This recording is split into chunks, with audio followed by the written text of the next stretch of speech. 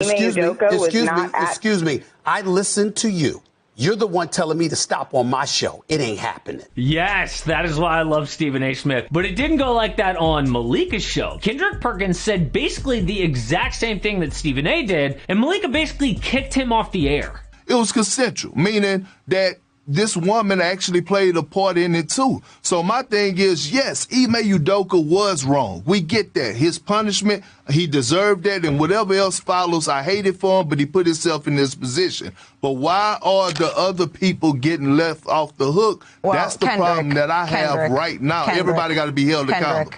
I think that we need to circle back to what Shanae said, is that there was a investigation that was conducted by an independent law firm here, and to speculate on that, because what we have to... Well, I'm not speculating. Sure. I have the information. I'm not speculating. Yeah, and that's a big deal, because when Malika says, well, the woman might be a real victim, Perk says, no, she is at fault too. Trust me. Because Perk has deep contacts in Boston. He knows what happened. Malika knows what she's been told. But watch what she does next. But what we have to go with here is the fact that an independent law firm came in, did this investigation. We have to come to the conclusion that whatever rule, the conduct that was broken on one side, it is not the same on the other side. I thank you for your perspective.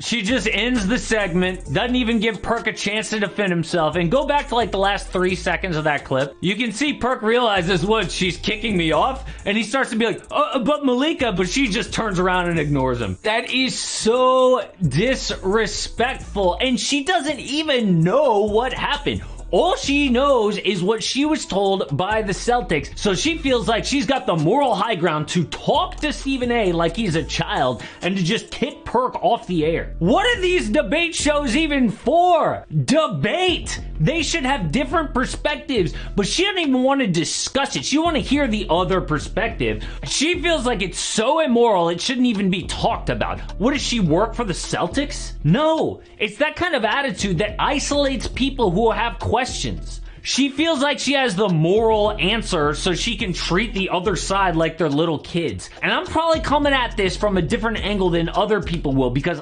I actually see Malika's point. We have been told that part of this was not consensual, so there might actually be a victim here. And on top of that, Ime was named because he is a head coach. The woman shouldn't be held to that standard. I agree with all of that. But the way Malika acts like she's right and they're wrong just isolates people and make them never want to hear her side. To fight bad ideas, you have to explain good ideas in a smart way. You don't just shut down the other side. Perk and Stephen A. still think what they think. She's not getting rid of the problem. And what's even worse is this is happening on ESPN. Shocker. They have a history of making certain opinions off limits. They never mention that LeBron sucks up to China while talking about social justice. They allow their anchors to talk about their opinion on abortions. Can you confidently state to the women in your lives that you've used your power and privilege as men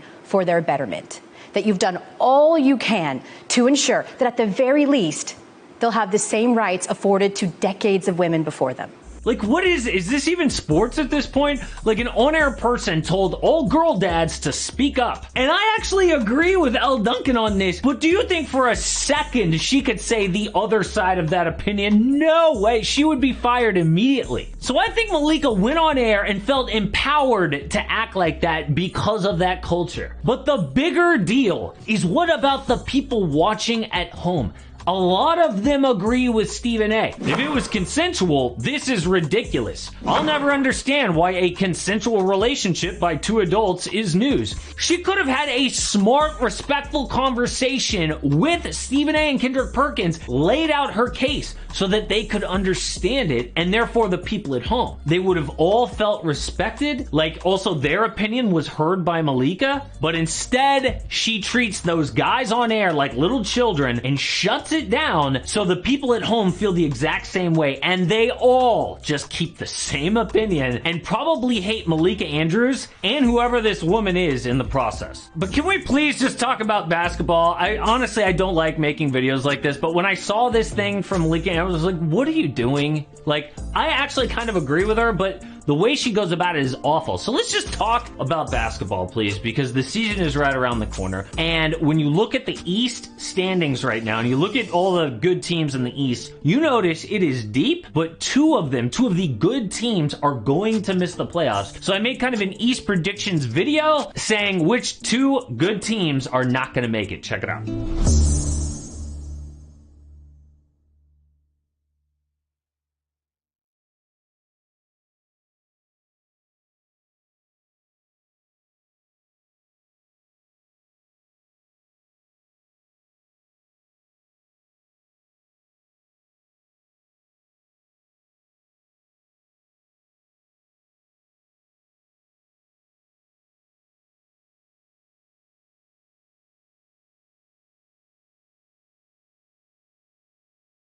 I mean, at the end of the day, the reason why we were not very good together is we wasn't on the damn floor together. That is the number one thing. I don't know, you guys know how many games did we play together? Played 21 games. That's the fourth of the season. I had a feeling this was going to happen. You see, the Los Angeles Lakers had this wonderful pipe dream about how they were going to resolve the Russell Westbrook situation. And I've said over and over and over again, the definition of insanity is repeating your same exact mistake and expecting a different result. And for the most part, I feel like that's what the Los Angeles Lakers are doing here. So before we get to the content, we are still running an NBA 2K23 giveaway or a VC giveaway, whichever you prefer, on my Twitter account. We're also going to be announcing winners on my Instagram story as well. Now that we get all that out of the way, cue the intro.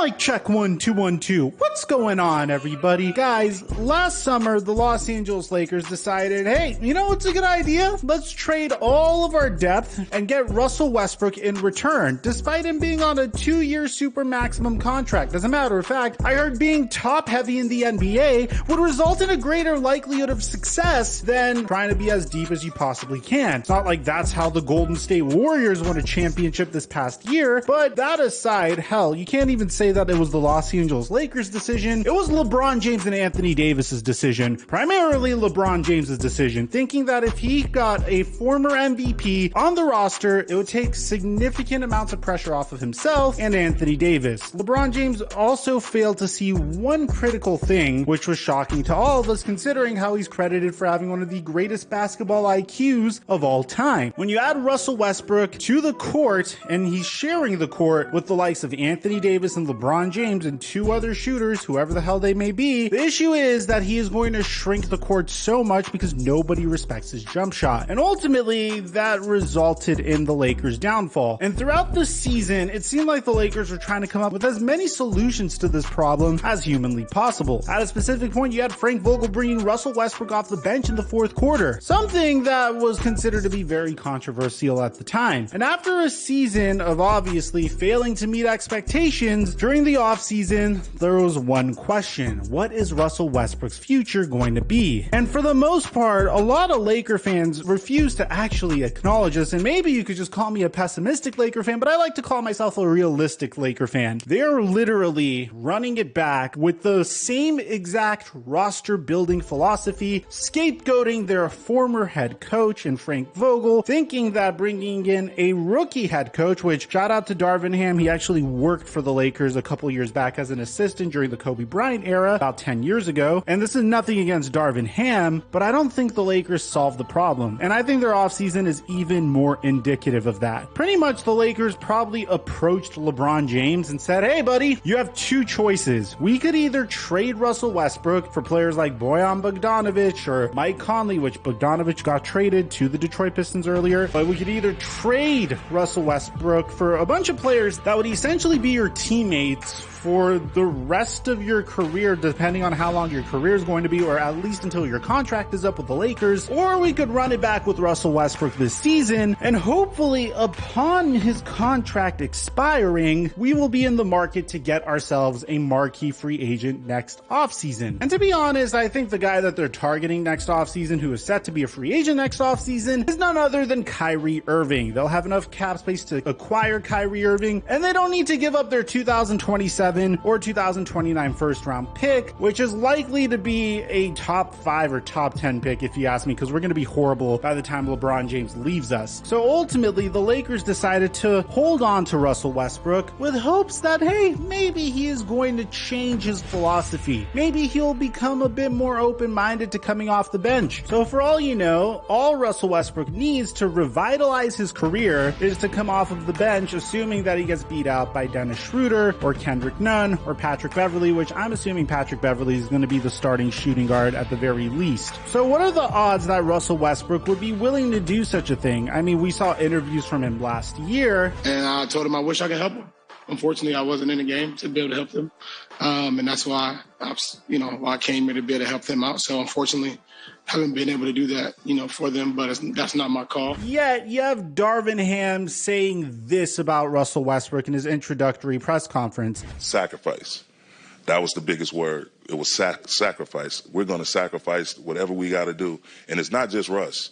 There's going to be sacrifices that LeBron has to make, that AD has to make, on down the line through the rest of our roster. Again, we have to start on the defensive end. And in terms of what his role is going to be, I'm going to expect him to be the same tenacious, high-energy player that he's been on his entire career. In the same exact interview, you could see Russell Westbrook's facial expression. It doesn't look like this is an individual that's ready to sacrifice and come off of the bench, despite him being at the stage of his career to do so, despite it making a lot of sense for him to do so. And this is going to be the result of a lot of drama this season, and we're already beginning to see some of this drama. Now, I want to give Russ credit where credit's due, because we've been seeing a clip go absolutely viral on Twitter of Russell Westbrook actually working on his jump shot via Chris Brickley. And to be honest, man, again, I don't mean to sound like the most pessimistic Laker fan on earth, but I feel like I've seen so many workout videos like this. I mean, literally the offseason that we acquired Russell Westbrook, we saw footage like this with him and LeBron James practicing together for the upcoming season. Yeah, if Russell Westbrook is able to completely remake his jump shot at the age of 33, which he's going on 34. He's going to turn 34 in about 2 months from now, which I personally think would be a huge long shot at this point. But I mean, let's just say we're being optimistic here. If he's able to get his 3-point percentage from like the 29.8 or the 30% to around 34%, then yeah, I think he could really, really help the Lakers as a starter. But then you have this mentality where he believes the definition of success is trying to get as many triple doubles as humanly possible. And I don't know if you can necessarily turn that off. I don't know if you could ask a man to literally completely change the way he plays basketball and change his game in addition to his jump shot in order to buy in and try to win a championship when he's on an expiring contract. I mean, this is the latter stage of Russ's career, so I guess the question that you need to ask yourself in regards to Russell Westbrook, and I don't think a lot of people really take this seriously, is how content would Russell Westbrook be if this is it for his career? What if this is his final season playing basketball? What if other teams look at him and say, hey, we don't necessarily like the fact that you're a ball dominant guard that's out there trying to stuff the stat sheet as much as possible and isn't necessarily trying to win a championship? What if there are teams that are willing to bring him on, but as a sixth man off of the bench and paying him somewhere in the ballpark of like 10 to 15 million a year, which for Russell Westbrook is a huge pay cut from the 47 million he's getting this year? Do you think Russell Westbrook at that point would swallow his pride and decide to come off of the bench and earn significantly less than what he was before? Or do you think the man that has consistently said that it's just a game of basketball would be more happy taking his $200 million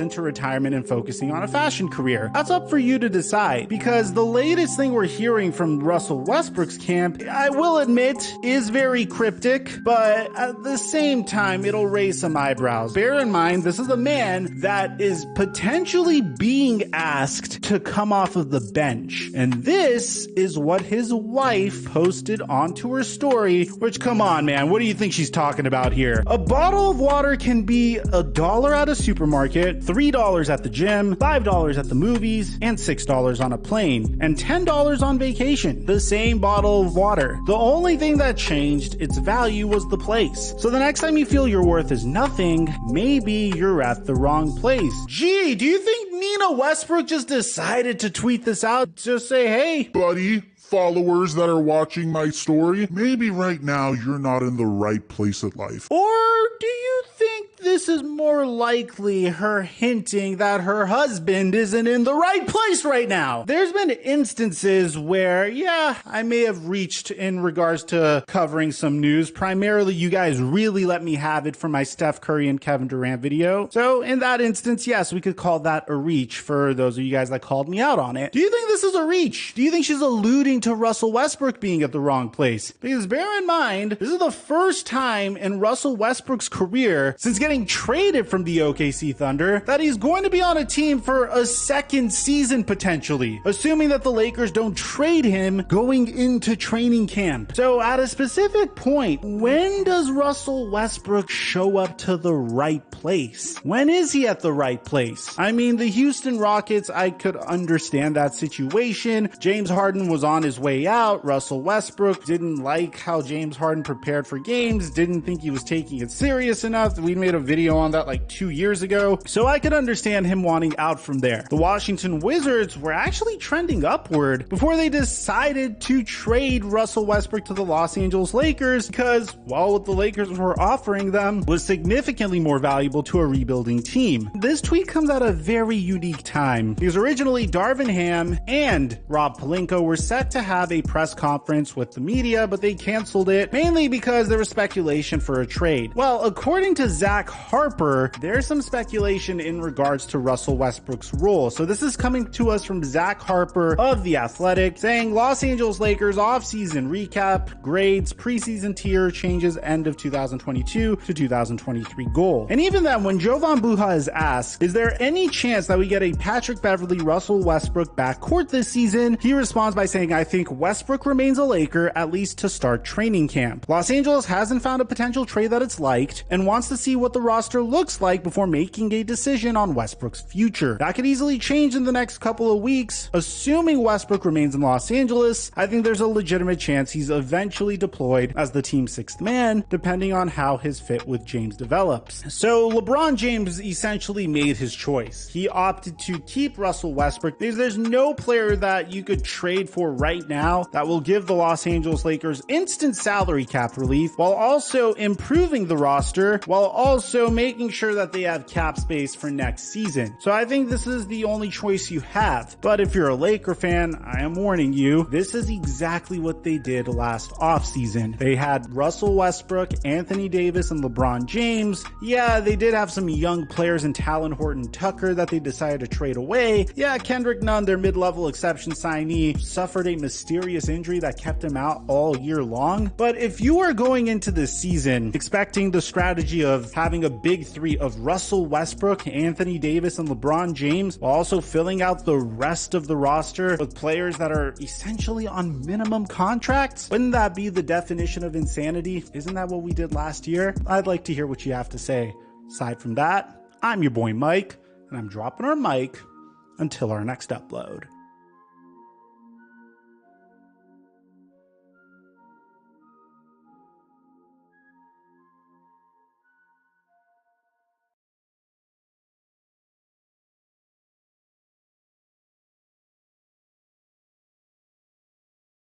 Leading the Boston Celtics to the NBA Finals in his first season as head coach, Ime Udoka facing a likely full season suspension. It's not necessarily a guarantee that he is back in this job after a year. Who knows what happens with Joe Mazzulla as an interim coach and how they move forward with Udoka. We got some breaking news that is without a doubt going to alter the entire trajectory of the Eastern Conference Champions season. I mean, the Boston Celtics are in a very difficult situation, and it has to do with their head coach, Ime Udoka. But before we get to the content, man, we're still giving away copies of NBA 2K23 on my Twitter account. All you have to do is follow and have my notifications on. Now that we get all that out of the way, cue the intro.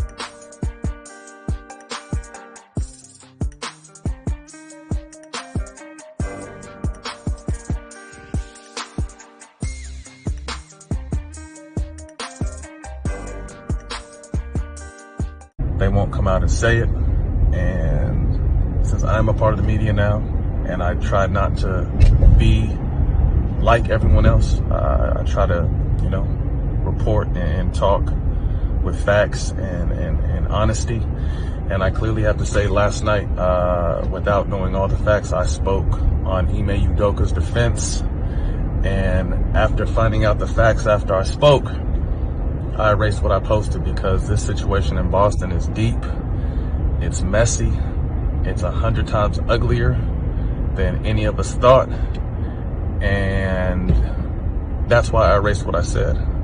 Some things happened that I can't condone, I can't back.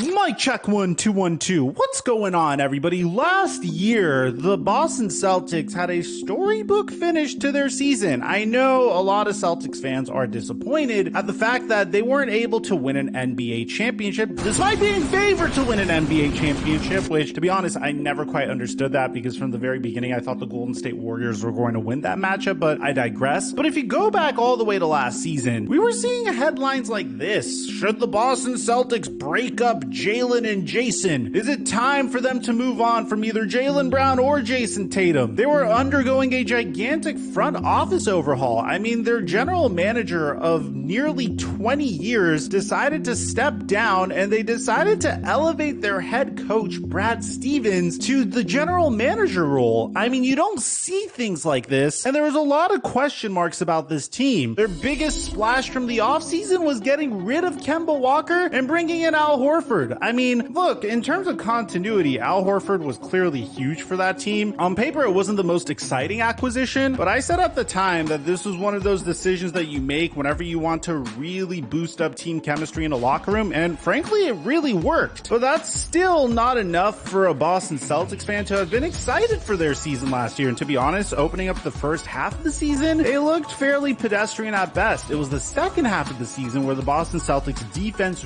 really hit their stride and established an identity for their entire team. They carried that momentum all the way to the NBA playoffs, where they were able to make a run to the NBA Finals, a run that we never would have expected from this team. And things looked really freaking good. Ime Udoka, their head coach, seemed to have been a home run of a hire. And although they weren't able to beat the Golden State Warriors, I'm sure there was a lot of lessons that they learned and a lot of valuable experience that they attained that they could carry forward into this season and do their best to contend once again, because the roster more or less, at least in terms of their core players, hasn't necessarily changed much, save for the addition of Malcolm Brogdon, which I personally am really excited about, and Danilo Gallinari, who is out for the season, unfortunately. So Mike, things seem to be really good. Why are you making this video? I don't think I've ever seen a storyline like this, at least in the NBA, for quite some time. In terms of Ime Udoka, his season is in jeopardy. As a matter of fact, Ime Udoka even considered resigning as a result of what is currently going down with him. So last night, we got a very shocking tweet from Adrian Wojnarowski and Shams Charania. And to be honest, it was fairly random and something that none of us really expected. ESPN sources, Boston Celtics coach Ime Udoka is facing possible disciplinary action, including a significant suspension for an unspecified violation of organizational guidelines. Discussions are ongoing within the Celtics on a final determination. I want want you to understand the significance of this, because that means the Celtics kept this information so top secret that not even Adrian Wojnarowski was able to get a scoop on the real reason why Ime Udoka was being suspended, at least at the time. Now we do have information about what's going on with Ime Udoka, and it's very shocking, to be honest, and obviously a little polarizing. As time went on, Adrian Wojnarowski said that no decision has been made on the length of the suspension, but internal discussions have included scenarios that would keep Udoka out the entirety of the 2022 to 2023 season. So before I tell you what he did and we dig into that, this is clearly really significant. I mean, you have your head coach that took you to the greatest finish your team has ever seen since the last time they won a championship, almost 15 years ago under Doc Rivers. And yes, I understand they made it to the Eastern Conference Finals, but regardless, this is a very significant move. Having your head coach that clearly made a huge difference in your culture, that clearly was able to take you over the hump into the NBA Finals, and not to mention the journey for the Boston Celtics to get to the finals wasn't an easy one. In the first round, they had to beat the Brooklyn Nets, which was one of those teams that we didn't really consider to be a true 7th seed. And they went out and swept the Brooklyn Nets. Yes, I know they were injured, but come on. Kevin Durant and Kyrie Irving in the first round of the playoffs is no easy feat. Then following that, they faced off against the defending NBA champion Milwaukee Bucks, and they were able to beat them before making it to the Eastern Conference Finals and facing off against the Miami Heat, and they were able to beat them before obviously losing to the Golden State Warriors in the NBA Finals. So you have to give the man credit where credit's due, because clearly he's a significant reason as to why the Boston Celtics experienced such tremendous success last year. So eventually, Woj broke the news earlier today and told us what's really going down. Boston Celtics coach Ime Udoka is likely facing a suspension for the entire 2022 to 2023 season for his role in a consensual relationship with a female staff member, sources tell ESPN. A formal announcement is expected as soon as today. Don't worry, we're gonna get you guys that announcement real soon from the Boston Celtics, but in terms of the real reason why Ime Udoka got suspended, and props to the Celtics for keeping this information from Woj for an additional 12 hours, I have some information in regards to what went down. Ime Udoka apparently is in a relationship with Nia Long, and Nia Long actually posted this onto her Instagram story in regards to the situation. And it says clearly, when you see people change their whole life and start walking down a path of enlightenment, hugging trees, connecting with nature, loving themselves, embracing positivity, and letting that light shine, understand one thing. That light that you see, understand one thing about that light. They had to go into the darkness to get it. No shadow, no light. So we don't know if this has to do with Ime Udoka, man, honestly, but it's interesting because apparently they were separated during the time that this went down, and Long and Ime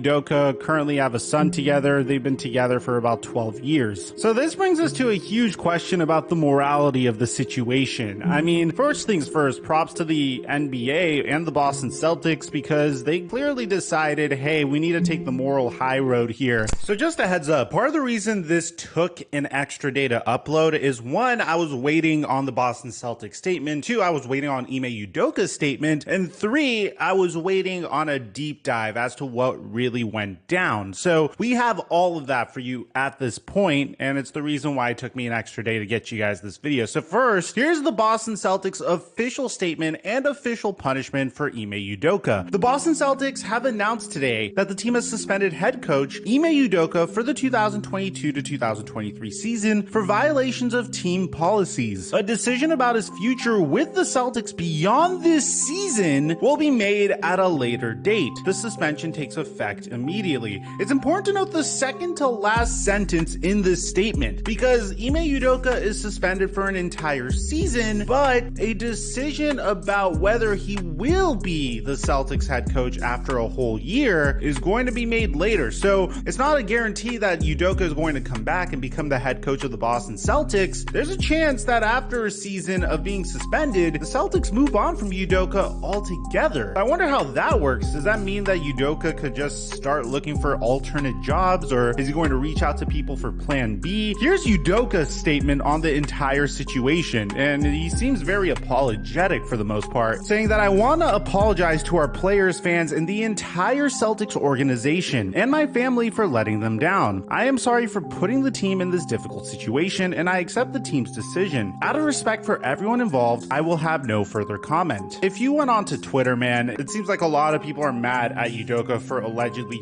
cheating on Nia Long, but apparently during this time, they were separated. It's a whole confusing situation, but I think we'll get more info from this if we read the Athletic article, which the Athletic is probably my favorite publication. They never miss when it comes to information in regards to this situation, and it's by Shams Charania himself. So the Celtics suspend Ime Udoka for the 2022 to 2023 season, and the coach's future with Boston is in question. So the Celtics have suspended coach Ime Udoka for the entirety of the 2022 to 2023 season for violations of the team's policy, the franchise announced on Thursday. The team added in a statement that a decision about his future with the Celtics beyond this season will be made at a later date. The second-year coach's punishment is a result of an intimate relationship with a female member of the organization. So just a side note, because I don't know if you could effectively hunt who the female that he had said relationship with in the organization, but a lot of people are suggesting it is this individual right here, allegedly. I don't necessarily know if it's true, because at the same time, obviously the Boston Celtics are denying it. I would reiterate that it was a long, thorough process, and obviously it's been a hard time. But I think the only thing that I would like to say, I thought we have a lot of talented women in our organization, and I thought yesterday was really hard on them, and I think that nobody can control Twitter speculation and rampant bullshit. But I do think that we, as an organization, have a responsibility to make sure we're there to support them now, because a lot of people were dragged unfairly into that. I'm not necessarily too interested in hunting that individual down. I'm more interested in the basketball ramifications of it. But that's mainly just if you guys wanted to put a face to a picture while you're creating the story in your heads. So some members of the Celtics organization first became aware of the relationship in July, sources said. At that time, team leadership was led to believe by both parties that the relationship was consensual. But sources said that the woman recently accused Udoka of making unwanted comments toward her, leading the team to launch a set of internal interviews. I knew there was something suspect about this, guys. I mean, it seemed so odd for them to just go up to Udoka while he had this personal, intimate relationship with an employee, which, by the way, you're not supposed to do. But if it happens, if both sides are happy, you don't just go to two individuals that are in a happy consensual relationship despite them working together and say, this isn't gonna work. We're gonna have to suspend Udoka for a whole season for doing this. It's usually when one party feels uncomfortable, which is why I was a little skeptical about the consensual part, but I feel like the Celtics are doing their absolute best to paint Udoka in a positive light. And it sucks that this is happening in July, so this is literally a few months ago after Udoka was able to take the Celtics to the NBA Finals. So you might be wondering, okay, what's going to happen? The Warriors' schedule has been released. The roster is almost complete. It feels like it's been forever since we've last seen the Warriors on the court, but the wait is almost over. We're going to see dominance coming from the Bay Area again soon, but before that, we got to go over everything that's been happening recently for the defending champs. First off, let's talk about Kuminga and what he's been up to this offseason. Ever since the Warriors won the championship, Kuminga has played in 4 Summer League games and 3 FIBA games. And let me tell you, he's been a monster. I mean, check out this play here. Here's Kuminga playing for his home country in the World Cup qualifiers. He's being harassed 15 feet out from the three-point line, but look at what he does next. He puts his head down, charges towards the rim and draws the foul, and gets the bucket. Man, he's going to be doing that a lot for the Warriors this season. So far, nothing has really changed in terms of his efficiency. Looking at his international statistics, he's still a beast when it comes to 2-point field percentages, but when it comes to 3-point shooting and free throws, he could definitely use some work there. But hey, so could Giannis, right?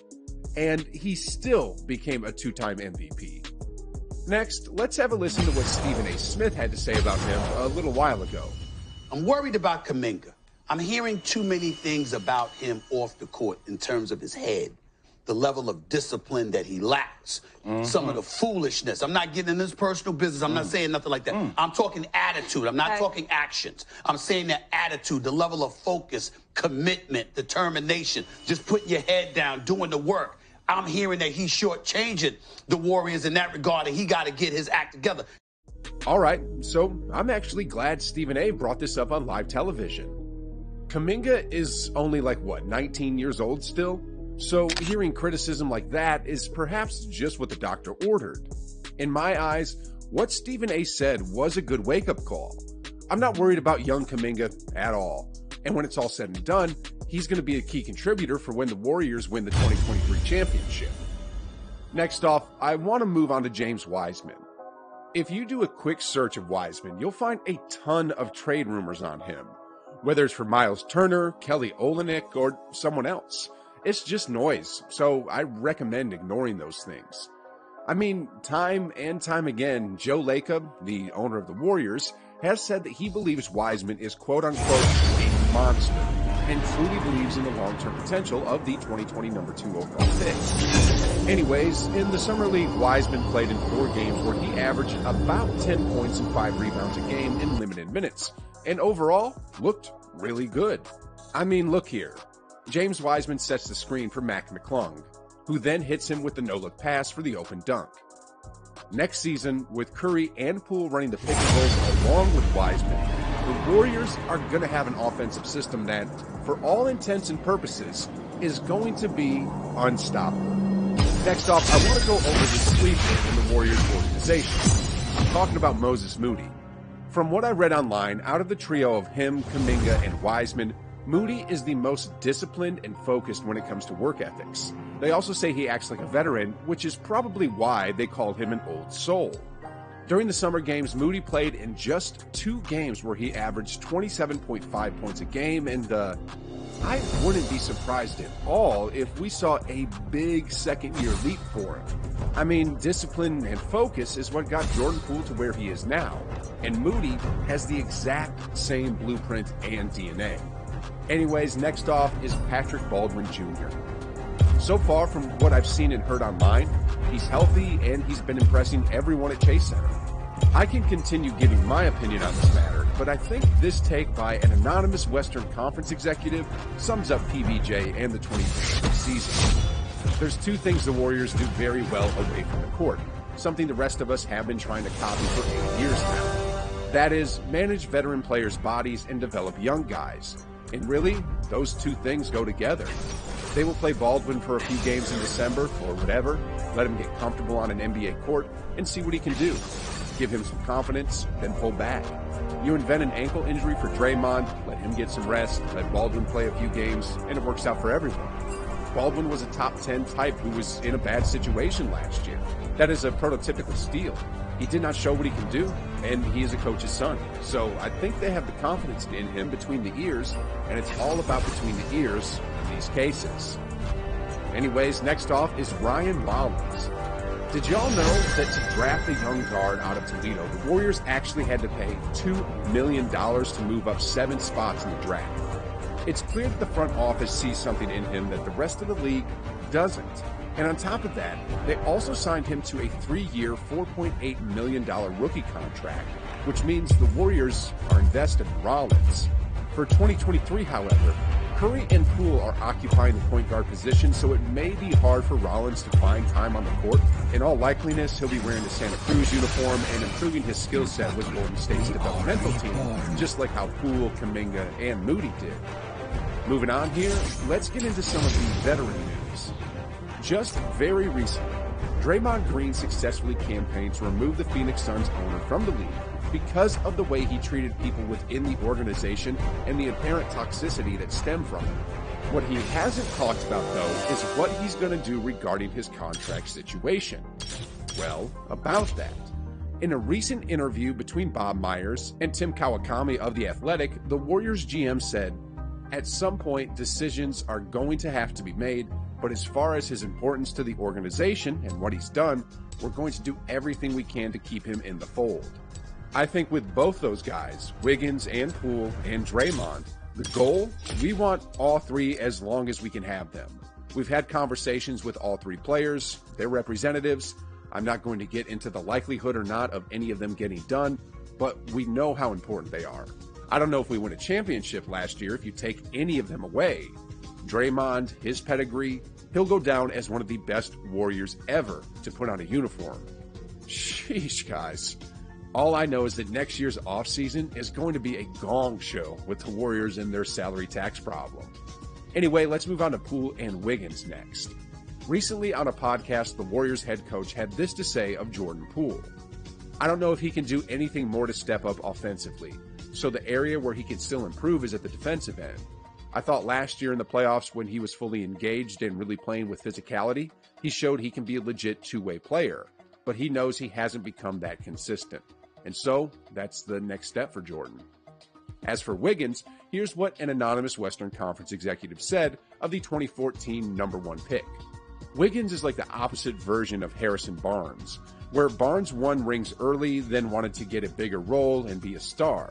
He got to do that for some bad teams and now is, geez, I wish I was winning again. Wiggins is going the opposite way. He's pretty well set on staying with the Warriors if they can pay him. The executive then went on to say that because Poole is still young at 23 years old, he may go on to do what Barnes did and may desire to go to another team for a larger role. Anyway, let's move on to the Splash Brothers now. Steph Curry, for the summer, has just been doing his thing. Golf, graduating from Davidson, showing the young kids how he practices, and he's also been working out with other NBA stars like Trae Young and showing them the difference between padding stats and winning. Klay Thompson, on the other hand, spent a lot of time with Rocco on the ocean and spent a ton of time getting stronger and working on his game. And sheesh, guys, from what I've heard, in a workout he did recently, Klay Thompson only missed 15 shots during a 70-minute workout. Man, with an off-season to get stronger and sharpen his skills and a complete training camp, Klay is going to be reminding everyone really soon of who exactly he is. Anyways, moving on here, there was a lot of uncertainty regarding whether Andre Iguodala would be coming back, but it seems that the Warriors are expecting him to return for another season. He didn't play too much last season due to injuries and the wear and tear of being a 38-year-old in the NBA, but his veteran leadership can't be overlooked. Iguodala played a huge role as a mentor to a lot of the younger Warriors, and even to Andrew Wiggins, especially in the finals. Having him around for another year gives the Warriors a greater chance of repeating as NBA champions. Next off, we have the two veterans that were acquired in the offseason, and I'll start with Dante Divincenzo. Did y'all know that if we include the salary tax, the Warriors are pretty much paying a max contract for Divincenzo? I'm actually really excited for the 6'4" guard joining the Warriors. I mean, he's been a champion at every level of basketball, and although he's not the defensive hound that Gary Payton was, he's no slouch either. And then on the plus side, he's an efficient shooter. JaMychal Green, on the other hand, had an off year last season shooting just 26% from downtown. He was reported to be playing through a wrist injury, however, and if you zoom out a bit and look at the last 3 or 4 years, Green was shooting the long ball at about 40% while bringing toughness to each team he played on. Anywho, in addition to these two veterans, the Warriors also signed on a few players to their training camp roster. I want to talk about 3 of them in specific: Jerome Robinson, Trevion Williams, and Mack Mcclung.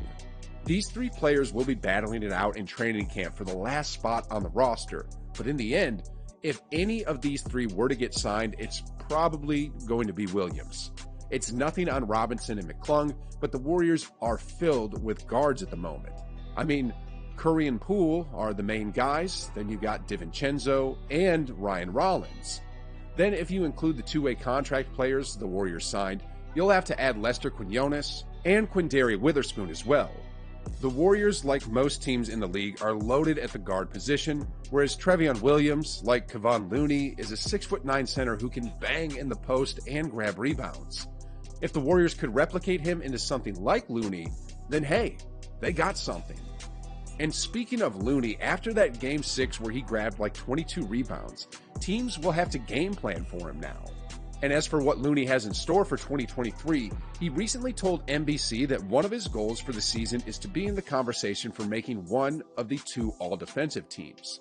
He also has been reported saying that his body feels healthier than it has ever been since his senior year in high school, and that he's looking to play in every single game again this year.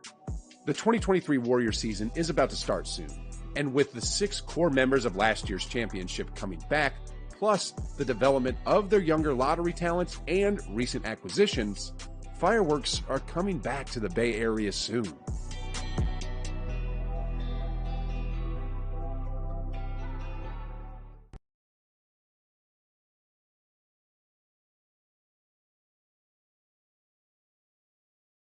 From 2011 to 2018, for 8 straight years, the Eastern Conference was completely predictable.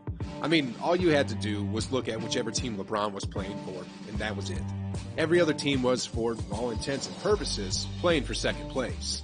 As of today, however, it's a completely different story. With MVPs and MVP caliber players left, right, and center, the East is now looking like a complete monster. And with that being said, let's get into my 2023 Eastern Conference predictions. First off, I'm going to go over the 4 teams which I think will become the bottom-seeded teams from 12 to 15. Those 4 teams are the Wizards, the Hornets, the Pistons, and the Pacers. The Washington Wizards are led by Bradley Beal and Kristaps Porzingis, and therein lies the problem. As elite as Beal is, I don't believe he's good enough as the number 1 option to get a team into a stacked 2023 Eastern Conference playoffs. Kristaps Porzingis, on the other hand, was the second option in Dallas for a number of years, but it seems like he was the one holding them back. I mean, the last game he was in a Mavericks uniform, they were 29-21. But after he was traded away at the trade deadline, the Mavericks went 23-8 to close the season.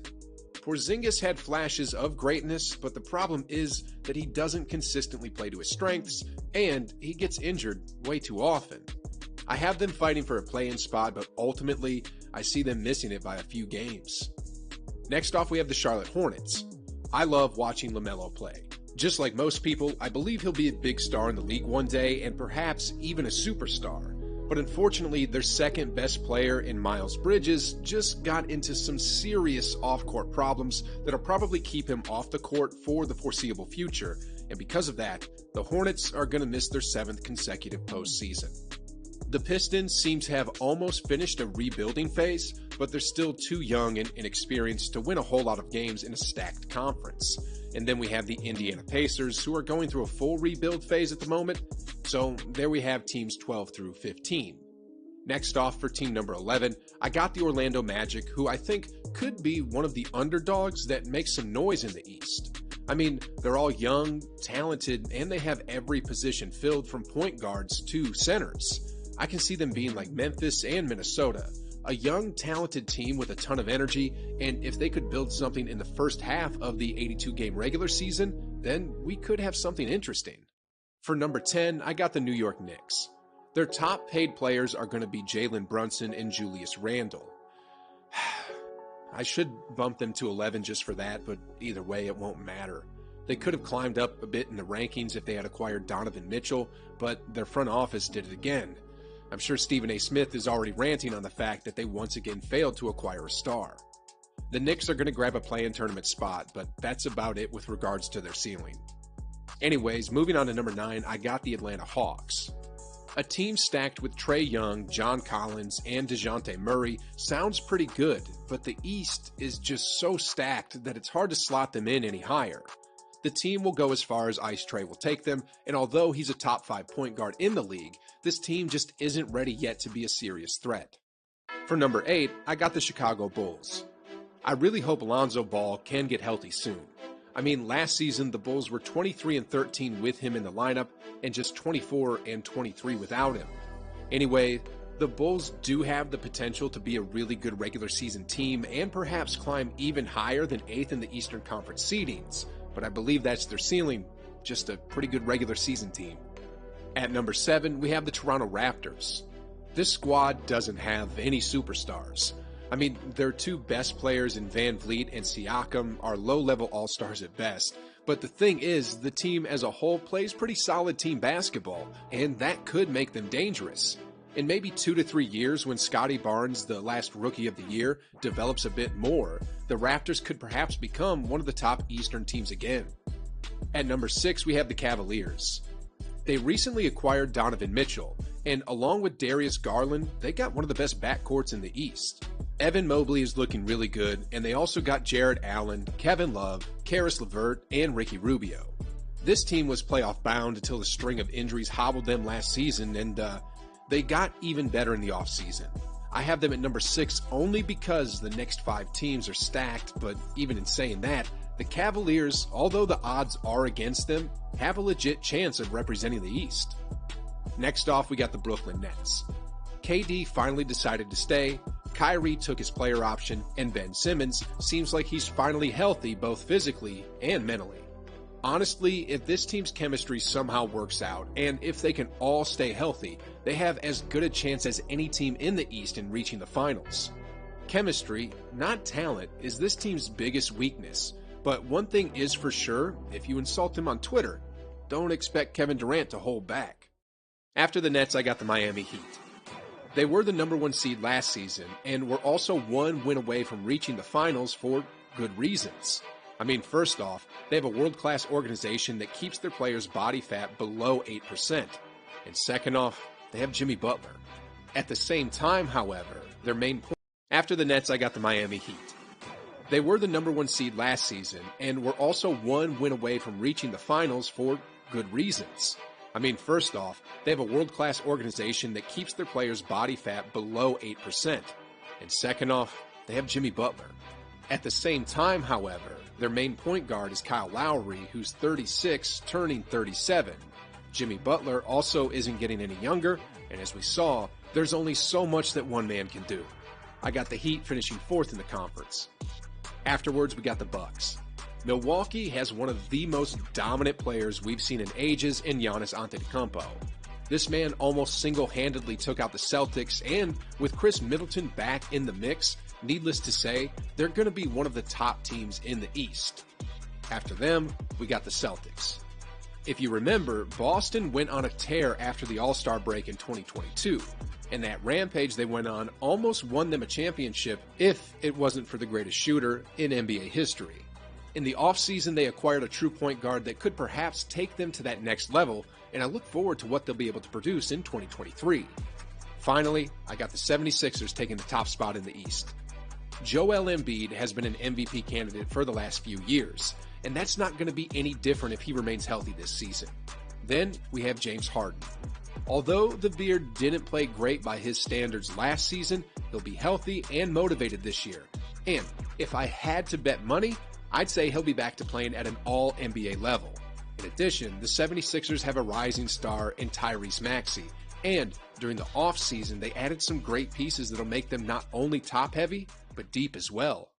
Next off, let's move into my postseason predictions. For the play-in tournament, I got the Raptors beating the Bulls for the 7th and 8th battle, and the Hawks beating the Knicks for the 9th and 10th battle. Then for the matchup between the Bulls and the Hawks, I actually got the Hawks. The only thing that can stop Trae Young is elite defense, and the Bulls just don't have that. I mean, last season they were ranked 23rd in defensive rating, and I see Ice Trae picking the Bulls apart floater by floater by floater.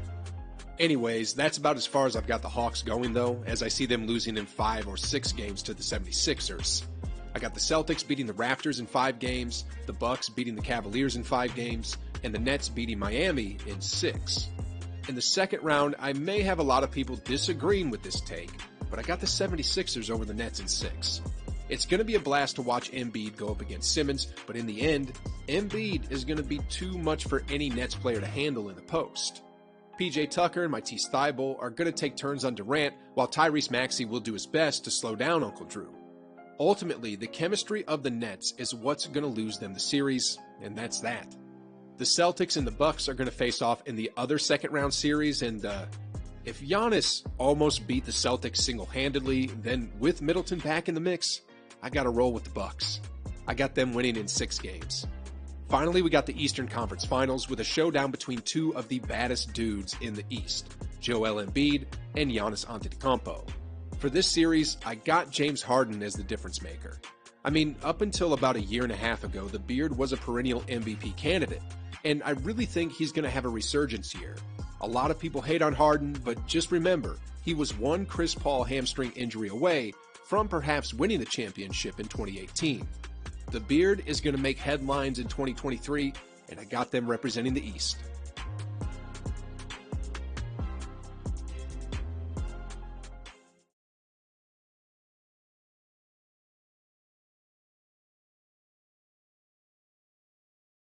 They say that those who don't learn from history are doomed to repeat it.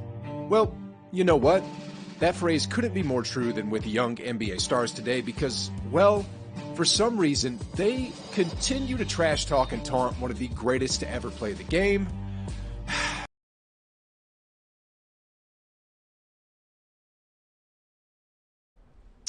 Yo, what is going on YouTube? I am Jerome here. Today we have a much more speculative video, but we are going to be referencing some clips and tweets and just some overall rumors and rumblings that have been going around the community for some time.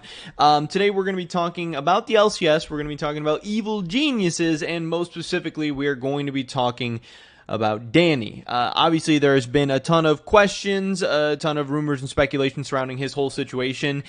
Even before it was announced that he was not going to be playing in Chicago for like the LCS Finals weekend, not the finals, but like the losers bracket finals and the grand finals if they made it or whatever. But even before that, when EG qualified for Worlds during that series, during that kind of week or weekend or whatever, a lot of people were saying, man, Danny doesn't look so great. There's some weird things going on. We can't totally understand, this doesn't seem normal for him, but people were worried, people were concerned, people were hoping he was okay, and some people were honestly kind of assuming the worst as well, that something might be going on with him and that things might not overall be that good. And then obviously we get the fact that he didn't play at the end of the LCS playoffs. We get the fact that he's not going to be playing at Worlds this year. And then people are wondering like, hey, what the heck is going on? Is Danny okay? When's he going to be back? And ultimately, if he's going to be back. There's definitely been more and more, like I said, rumblings going on about whether or not we will see Danny in 2023 on EG, on another LCS team, or whether we will see him at all. So one of the clips I wanted to reference today was from FaceCheck. This is LS, Degon, and I Will Dominate talking. This was actually from September 9th, so this is old. This is like 2.5, going on 3 weeks old at this point. Them kind of giving their initial reactions, and obviously stuff could have changed since they gave their initial reactions or since they heard initial rumors or info or whatever. But this is at least some of the things they were talking about at that time. I don't watch FaceCheck, so I hadn't seen this, but some people have brought this up to me recently and talked about it a little bit. So I want to see what these guys had to say, because they're obviously all well-connected individuals in the scene. They talk to people, they hear stuff. It's sometimes accurate, sometimes it's not, but it at least gives us a good idea of what's going on or being said when you peel back the curtain of the LCS and just global esports or League of Legends esports in general. Because obviously, like, something's not right. Then he made the tweet, and then after the tweet, it was a day later, right, that EG announced. He made that one tweet that's like, what is it? When the time comes, you'll see. When the time comes, and everyone. Wait, it was so weird because the response to that was like, "Oh, yay, Danny!" And like for me, I was like, "What does that mean when the time comes? Like, what the time comes for what?" Immediately, immediately it was retirement. Immediately, I was like, "This is retirement," but I mean, or something. Yeah, I mean, I heard rumors that he might retire, but like, is he really going to retire at 18 after having 1 year? Yeah, like right? he's played 3 splits and he's had more success than like most AD carries have had in like 5 years, 10 years. So here is the tweet that they are, I guess, talking about at that time from September 4th.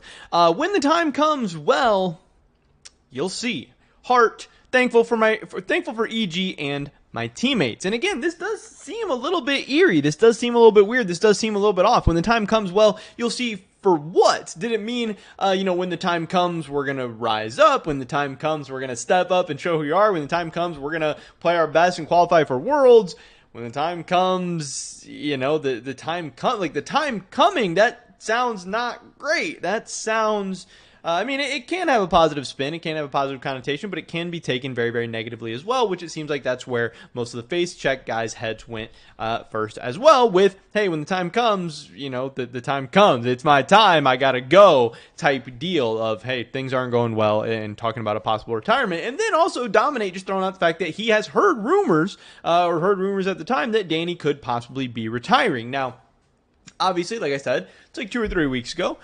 2 or 3 weeks later, we still haven't heard that Danny is retiring, but I don't think they would drop that necessarily during the season. I'm sure they're going to give him the offseason to think about it, to think things over, to see how things are going, but at least putting that out there, that retirement could be possible. Maybe it's not being discussed anymore. Maybe Danny's doing a little bit better now. Maybe he feels like he will be able to bounce back for 2023, but at least at some point, it seems like the idea of retirement was floated out there. Now, how strongly was it? Was it like, oh, I am retiring, or I'm going to take a break, I might retire? Like, I don't know about all this. I don't know, but it does seem like that was at least out there.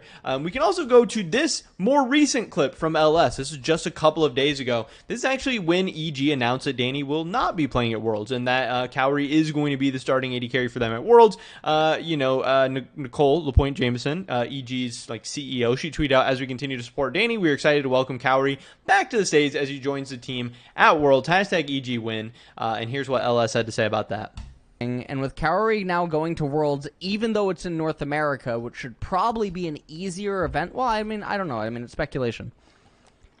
This might actually mean that Danny is indeed retiring. It might actually just be... It might actually just be that Danny is done. Now, for a lot of people that don't know, I mean, I feel really bad as well. Danny's career is very short. He's extremely young. He's extremely, extremely young. He's 18. He's turning 19. Okay?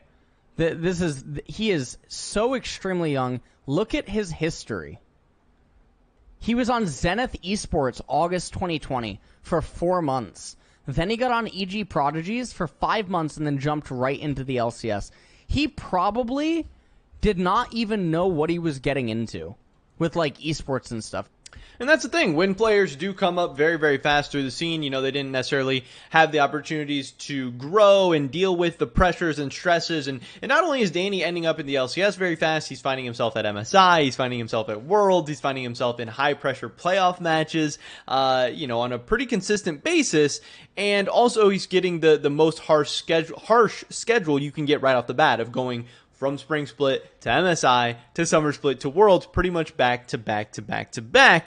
And there's a lot of even long-time pros or existing pros that sometimes deal with that schedule in a very, very negative way, let alone a young person who maybe has not had as much time to prepare or even understand what this kind of schedule or lifestyle is going to be like. But also this lifestyle and this kind of pressure and stress of being a pro and being a public-facing figure and all these things, it's definitely not for everyone. There are some people who are just not cut out for it. And I know I talk about this a lot, but in traditional sports, people find out that it's not for them, I think, at a much younger age, because even high school, college, coming up, you're always in the public. You're always in the spotlight. You're in these high-pressure, high-moment situations all the time. But as an esports athlete, you are playing from your bedroom, you're playing in SoloQ, you are playing, maybe academy or amateur or whatever, a lot of times still from your bedroom or maybe from a facility, and yeah, you have playoffs and you have matches that start to matter and stuff, but the schedule's not as crazy, the days aren't as crazy, the matches aren't as pressure jam-packed filled. A lot of times you don't even have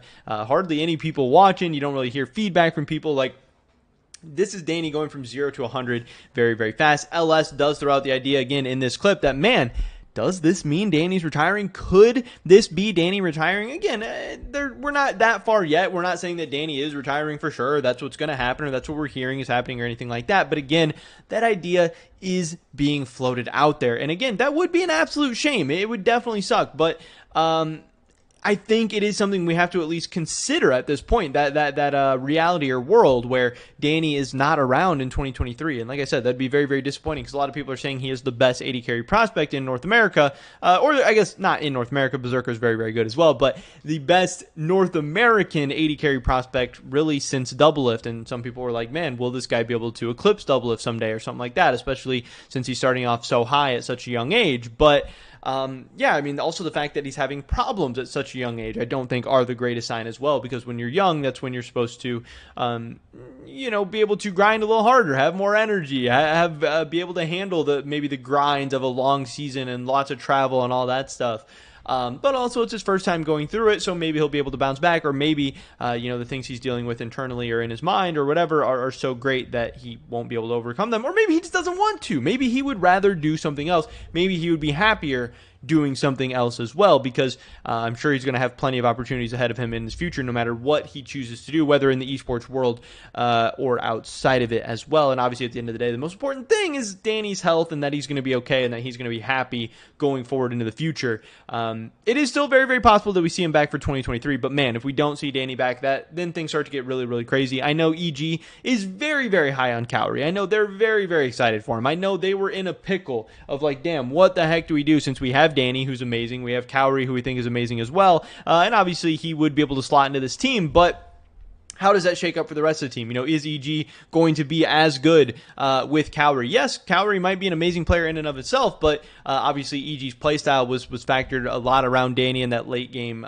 carrying, where everyone says, hey, Cowrie's not as good in the late game as Danny. He's a lot better in the early game, but EG would have to change up their playstyle. Maybe they'd even have to change up their roster. Maybe they'd want to go with a different AD carry or different roster entirely in 2023 if Danny is not a possibility or an option. There's also maybe the possibility that Danny takes a little break. He takes a split off. He takes a year off, then decides he wants to come back. You know, who knows how that could change things.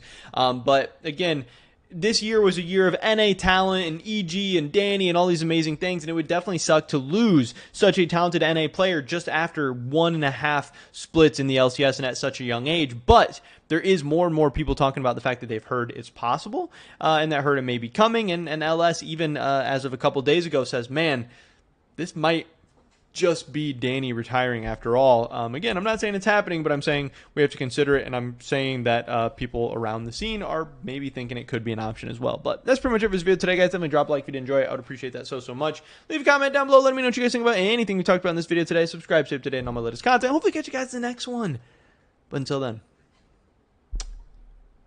peace.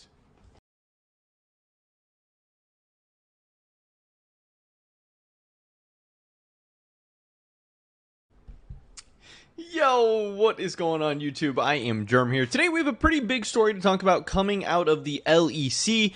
Obviously right now we have Worlds about to start up in just a couple of days, but for all the teams that are not going to be participating at Worlds all around the world, it's pretty much now the offseason.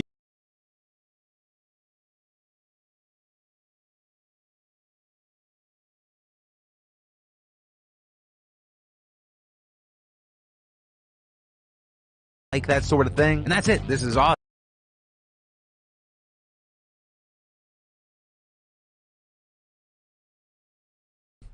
Yo, what is going on YouTube? I am Jerome here. Today we're going to be talking about some stuff that has come out surrounding the LCS as of late. Obviously there's been a lot of rumors, speculation, controversy surrounding the future of the LCS and all of the teams in the LCS. What teams are potentially going to be leaving the LCS, coming into the LCS, buying the slots, selling the slots, whatever the heck is going on. Obviously, over the last couple of years, we've seen a lot of movement over in the LEC, and now the North American counterparts. I know as a fan of the LCS myself, we're a little bit jealous. We would like some new and exciting teams coming in as well, especially as there are definitely some bottom-dwelling, boring, cheap, uninteresting teams towards the bottom of the league. And recently we have, like I said, had a couple of those rumors flying around. Some of those involving lots of different people, lots of different teams, you know, Mr. Beast, some people have said like NRG would be cool, but Sentinels has time and time again been one of those teams that keeps popping up, and recently we had a tweet coming out from LCS Eevee. I have this in a video of my own that I posted on this channel because this tweet has now since been deleted, but I covered this in a Valorant video I made. I'm trying to get some Valorant content going on this channel as well, because Valorant's really, really fun and exciting, just like the League of Legends esports side is. But Eevee tweeted out sources: Sentinel's deal with Dignitas to buy their LCS slot has fallen through. After they bought/secured the Valorant franchising spot, they are missing the funds to afford the LCS spots as well. Basically, the deal got canceled because of lack of funding for both spots. And this was interesting in a bunch of different ways. One, this didn't make a whole lot of sense to me or a lot of other people right off the bat because Sentinels is like the North American Valorant team. They most likely were expecting to get into the Americas Valorant region, so it didn't make like sense logically to me that Sentinels would have been trying to acquire an LCS spot while knowing they were probably going to get a Valorant spot, and then once they get the Valorant spot, be like, okay, now we can't afford the LCS. Like, that whole story doesn't really make sense, but it doesn't mean that the Sentinels deal for Dignitas couldn't still have fell through. I have heard plenty of rumors throughout the offseason that if one or multiple of the LCS teams are to leave, Dignitas is definitely in the conversations to be leaving, if not one of the favorites, if not the favorite to be leaving. But then also, you know that Sentinels, they brought in Lena. She's like working with the team to some extent or some capacity at this point.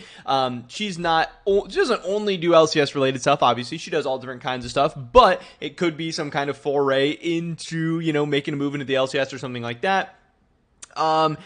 Yeah, it just didn't make a whole lot of sense to me in a lot of different directions and a lot of other people as well. I had been hearing some stuff about Sentinels, and then kind of to wake up to this news, especially at this time, it was just a little bit strange. Also, you have to take into account the fact that like when teams applied to the LCS, I'm pretty sure it was like $5 million or $10 million or whatever. There was some amount of money that it cost up front, but for Valorant, pretty sure applications were free, and not only that, teams that get into the Valorant Partnership Program, they're going to be getting stipends. They're going to be getting money from Riot, so shouldn't really be all that expensive, again, especially because Sentinels has already had a Valorant team, a pretty expensive Valorant team, and signing guys like Tarek and Shroud and all these other guys. So is getting into partnership going to be that much more expensive for Sentinels? I don't know. Obviously, it's going to be like a transcontinental thing going on where there's going to be a lot of travel. I'm sure, you know, things are going to get expensive, but things were already expensive. And again, they knew things were probably going to be expensive. So I don't think they would have been considering an LCS slot if they weren't going to be able to afford it, because they would have already known they weren't able to afford it. But this whole thing was crazy. But I mean, hey, it sucked. It looked like Sentinels was out of the running for the LCS, and really this is a damn shame, because if we have to see another year of Immortals and Dignitas and some of these other bottom dwelling teams in the LCS again, that's going to suck. That's going to be very boring. It's not going to be as exciting or interesting as it should be, because we know that there's brands and teams and orgs out there who can do better with these LCS slots and can bring more excitement to the league overall. We only have 10 teams, and you have 2-3 of these teams that are just not even trying content-wise, competition-wise, money spending-wise. It really does kind of drag down the whole league. But then we got to this, where the CEO of Sentinels, Rob Moore, he tweeted out this directly in response to Evie's tweet. He said it's pretty crazy when someone with 3K followers makes up a story with no reality and no sources that people would take it seriously. Now, again, obviously this was not a great look for Evie, and yesterday I had tweeted something out like, man, I hope for Evie's sake that this is right. It doesn't really seem correct to me. It doesn't sound correct to me, but I hope he's right. You know, I'm going to believe him. But this is kind of the thing we find time and time again with these new rumor accounts and stuff, is like they have some info, they have some sources. Maybe they get some good info, maybe they get some bad info. People get stuff right and wrong all the time, obviously, but you really have to prove yourself over time to show that you have these reliable and credible sources and that you're going to consistently put out good info. This is something that Wooloo has had to do for years and years and years and years, and like a guy like Evie who hasn't even gotten through one entire offseason yet, we still need to take everything he has to say with a grain of salt, because Evie replied to this, and to me his reply definitely doesn't make it sound all that great. His reply is, sorry, I worded the tweet pretty bad. I had one source telling me the deal wasn't happening, and then another source telling me it wasn't true, and then another source telling me it was, because you guys got the VCS spot, VCT I'm sure he's talking about. We'll word the tweet better next time. Now, I don't think this is an issue of miswording. I don't think that he just sounded, made it sound wrong or sound bad or whatever. Again, when you read this tweet, Sentinels deal with Dignitas to buy their LCS spot has fallen through. Also, sources. The difference between rumor and sources is very, very different here. Sources means you're hearing it from multiple different reliable sources and that it's like a done deal. This is official news. If you want to put out something that's more speculative, you're not so confident about, you would put out a rumor. Just be like, hey guys, I don't know, it's not done for sure, but this is at least something I'm hearing. This possibly could have happened.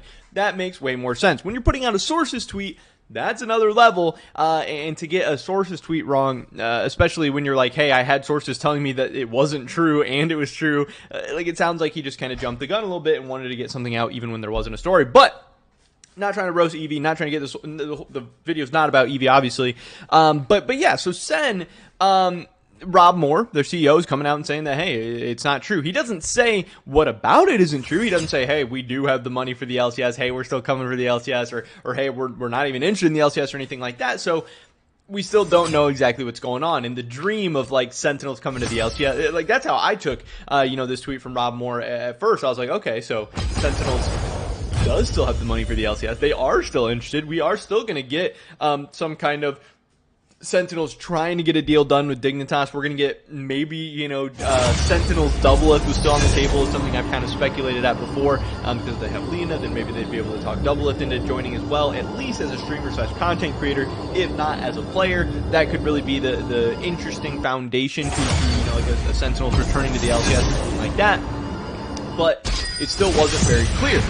Didn't exactly know what's going on. But then I dove into it a little bit deeper because I heard some other people talking about this, and I believe this was actually before the Rob Moore tweet. This was September 25th at 2 a.m. So I guess this Reddit post would have been even before the Rob Moore tweet. Lena, TSM Lena on Reddit. She says, please excuse the username. Can't change my name on Reddit. Unlucky. She says, this rumor is wrong. This is in reply to Evie. She says, there were and are no plans to get an LCS spot, which I think is very, very interesting because I have definitely heard multiple people around the scene talking about Sentinels, not as if a deal is done or a deal's in place or anything like that, but saying that it is possible or that it was rumored or they've heard stuff or whatever. So, and obviously Evie has heard it from multiple places as well. So there's definitely people talking about this. So has Sentinels never inquired about an LCS spot? Are they not interested at all? Have they never been interested at all?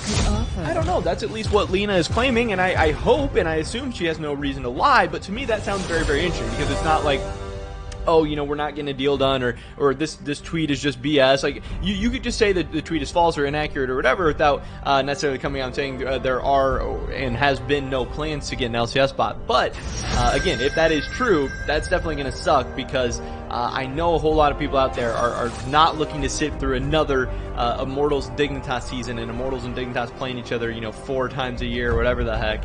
And people would be much, much more excited about a Mr. Beast, Sentinels, whatever possibility angle. But at least according to Lena, that reality is not going to be coming to the LCS, at least not in 2023, at least not as of now. Maybe Sentinels now decides to make a run at this Dignitas slot. I don't know. I wonder what their financial situation is. I wish Rob Moore would elaborate on this. How is the tweet not true? What is it wrong about? But yeah, this is kind of the latest. This is what's going on. Crazy couple of days, or I don't know, it feels like it's been less than 24 hours of like getting the first tweet from Evie, then Rob Moore comes out, Lena's coming out, this whole thing. I don't know. But man, I'm so holding.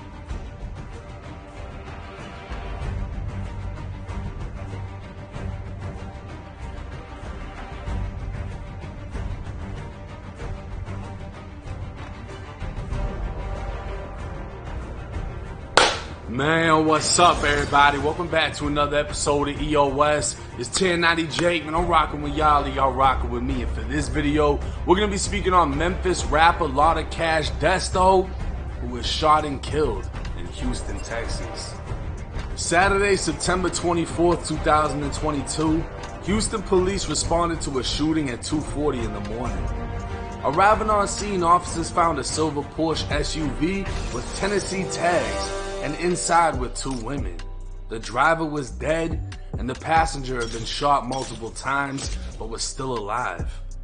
A third male victim was located in the parking lot across the street, who had also been shot during the initial attack on the SUV, which had been shot up from multiple directions. The surviving victims were taken to the hospital while the dead driver was identified as 25-year-old Destiny Govin, who's more commonly known as the Memphis rapper Lotta Cash Desto. Investigators learned all 3 victims were in their early 20s, and Desto's family would be informed on her death. They'd share with investigators that she lived in Houston, although her license plate was from her home state.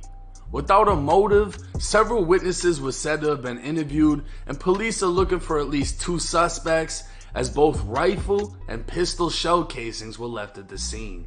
Born in Memphis, Tennessee, Desto grew up in the city's southeast, more specifically the Orange Mound and Bethel Grove neighborhoods, which border one another. Orange Mound was the first neighborhood in America to be built by and built for African Americans in the 1890s, and the mound literally stands on what was the Daedric plantation. This was the South's Harlem before Harlem, and by the 1980s, Orange Mound was rampant with drugs, crime, and violence. Born in 1997, Desto would start rapping as a teenager, with the role this song posted to YouTube in 2015, back when she was going by the name Fly Girl Desto at only 18 years old. She'd also be arrested that same year, and a total of 5 times within the next 3 years, on charges ranging from aggravated assault to driving with a suspended license. Her views would start taking off in 2022, especially after a feature with Lil Uzi Vert, which reached over 500,000 views. News of her violent death would hit social media hard, as it's been said she was Lil Uzi's artist, and many more rappers would come forward expressing a sense of sorrow in the hip-hop community, as her death comes less than 2 weeks after the murder of PNB Rock. Kodak Black would take to Instagram stating he was working on signing Desto to Sniper Gang, even going as far as sharing DMs between the two. Desto had apparently done a distribution deal with Empire, which led to Kodak's producer Derek saying, "Everyone that signs to Empire ends up dying. All they do is give you a bag and tell you to figure it out." He'd follow up with an article that details how PNB Rock was the 6th rapper signed to Empire to be murdered in 4 years. Back in 2018, Broward County, Florida rapper XXXTentacion was shot to death after being spotted in a motorsports dealership. He was robbed for $50,000 in cash by 4 men. In 2020, Dallas rapper Mo3 was chased onto a freeway in which he found himself stuck in traffic, so he got out of his vehicle and made a run for it. Mo3 was chased on foot before being shot in the back of the head with a rifle. A man with ties to a rival rapper was later arrested and charged with his death. 2020, Chicago rapper King Vaughn was shot and killed in Atlanta after a fight turned shooting involving another rapper. Police then opened fire, killing an associate of King Vaughn. Vaughn's killer remains free on an ankle monitor. In 2021, Memphis rapper Young Dolph was gunned down in a cookie store while buying his mother cookies. Both killers have since been arrested, one of which was also a Memphis rapper. In 2022, Draco the Ruler was fatally stabbed in the neck backstage at a music festival in Los Angeles after clashing with the rival rapper's entourage. His murder remains open with no arrests. Lastly, in 2022, PNB Rock was shot and killed in Los Angeles after a man demanded his jewelry inside of a Roscoe's restaurant. He was shot, and as Rock lay dying, the man proceeded to take his jewelry off his body. At this time, nobody has been arrested. While some may look at Empire or other music labels as heartless entities that only seek to profit without remorse, the common occurrence in each rapper's death that's been signed to Empire is bigger than the music industry. People are robbed, shot, and stabbed every day in cities across America. If you give a drug addict $1 million advance, there's a chance he'll overdose before he even gets to spend it. And when you give gang members or those living the street life that same amount of money, you're not changing the person, you're changing their ability. Whatever they already were, they're now that with more power behind them. And while XXX and PNB Rock may have just been victims of robberies, the only thing that separates them from any other victim is that they were rich, successful rappers who many assume should have known better or should have had security.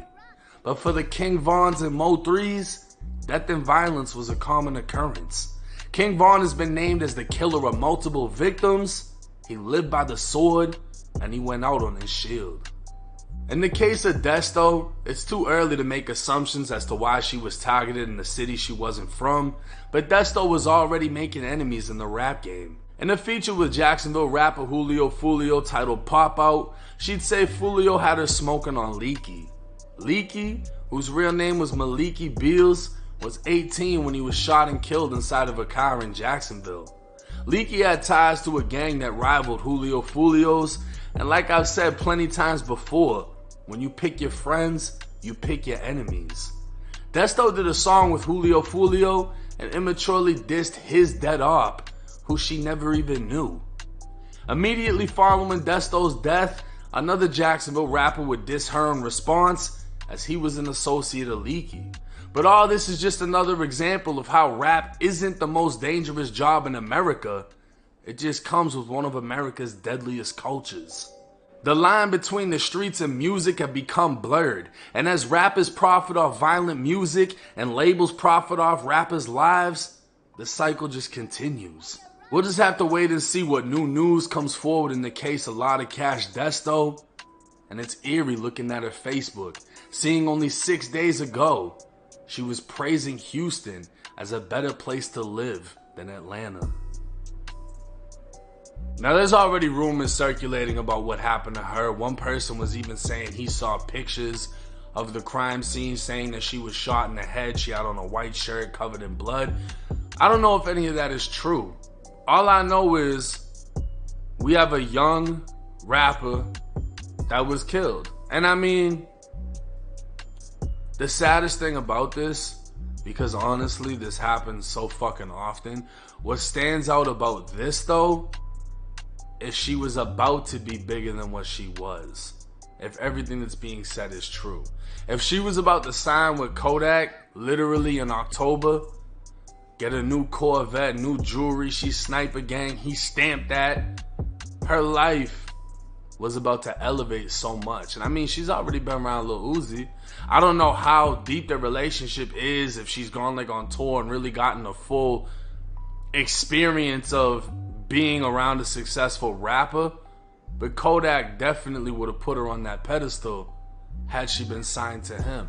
And to hear that these blessings were so close before her life was taken away, it shows you how precious life is, why you can't take it for granted. I'm not gonna say that anything involving the Jacksonville shit is related to her death. I don't think so. I think it's just getting attention because of how it played out. She dissed the Jacksonville killer, really, who was killed. And then the people associated with him were dissing her as soon as she died. That's just what comes with the territory. I mean, you can't really do nothing with Julio Fulio and not expect some smoke to come from it. But that's why you gotta pick your friends wisely. And you gotta be able to stand behind whoever the fuck they are. Because if you're willing to go outside and stand next to him, whoever's looking for him is now looking for you. But as far as the whole conspiracy of Empire or just different music labels, people getting killed, like people try to talk about 100K Track, Vaughn's manager, Melly's manager, oh, how come everybody under you is dying or going to jail? But because he signs real street dudes that find themselves in real street situations. And they wouldn't be fucking with him if he wasn't somewhat aligned to what they're aligned with. That in itself speaks for itself. But you can't just say, oh, they get signed and then they get killed. Nah, they get killed without being signed. It happens every fucking day. It's just not as big of a story because they're not popping rappers. But people die every day in every hood, in every ghetto in America. Non-stop. The fucking switches, the drill music, everything. It's a fad to have certain fucking guns within the rap culture, the hip-hop culture, the hip-hop community. And you got the older hip-hop artists that speak down on it, but you know when they were in their prime, a lot of them were doing the same shit. But with that being said, it's 1090 Jake. I'm rocking with y'all, y'all rocking with me. Till next time.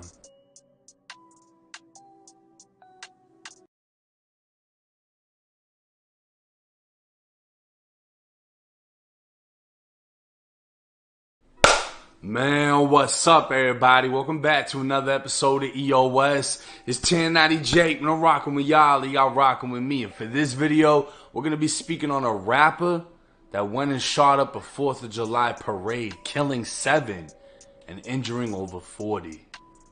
July 4th, 2022, located only 25 miles from downtown Chicago, was the affluent suburban city of Highland Park. With a 6-figure median income, residents here knew nothing of the war-torn ghettos in neighboring Chicago other than what could be seen on the news. And as the news continues to show the rest of America, no community is safe from extreme violence. The annual Highland Park 4th of July celebration was set to take place starting at 9:30 in the morning with the Children's Bike and Pep Parade, followed by the much larger 4th of July parade set for 10. Floats, marching bands, and other entertainment will make its way down the city streets as residents of all ages enjoyed the festivities. Excitement spread through the morning from home to home as parents dressed their children, friends met with friends, and the elderly readied themselves for what they now considered tradition. All while one man prepared himself in a much darker and sinister way. It was 9:58 when a woman snapped a picture of the calm before the chaos.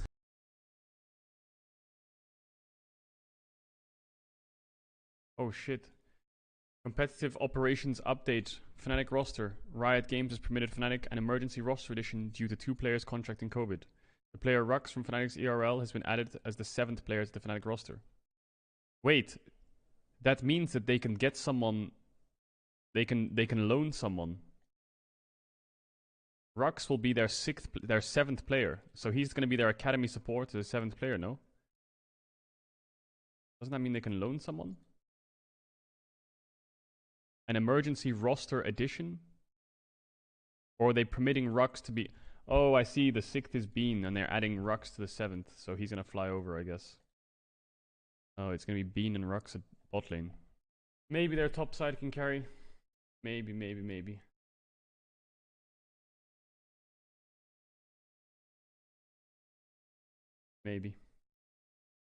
Rage for their top side is all I'm saying.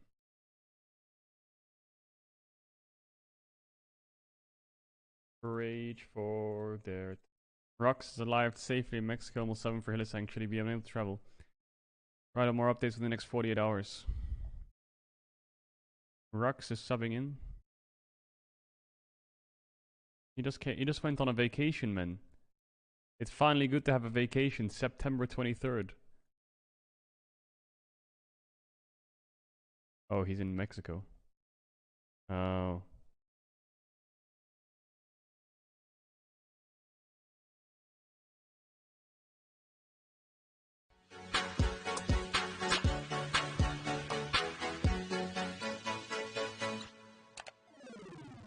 Alright, do you want to do top 5 each role?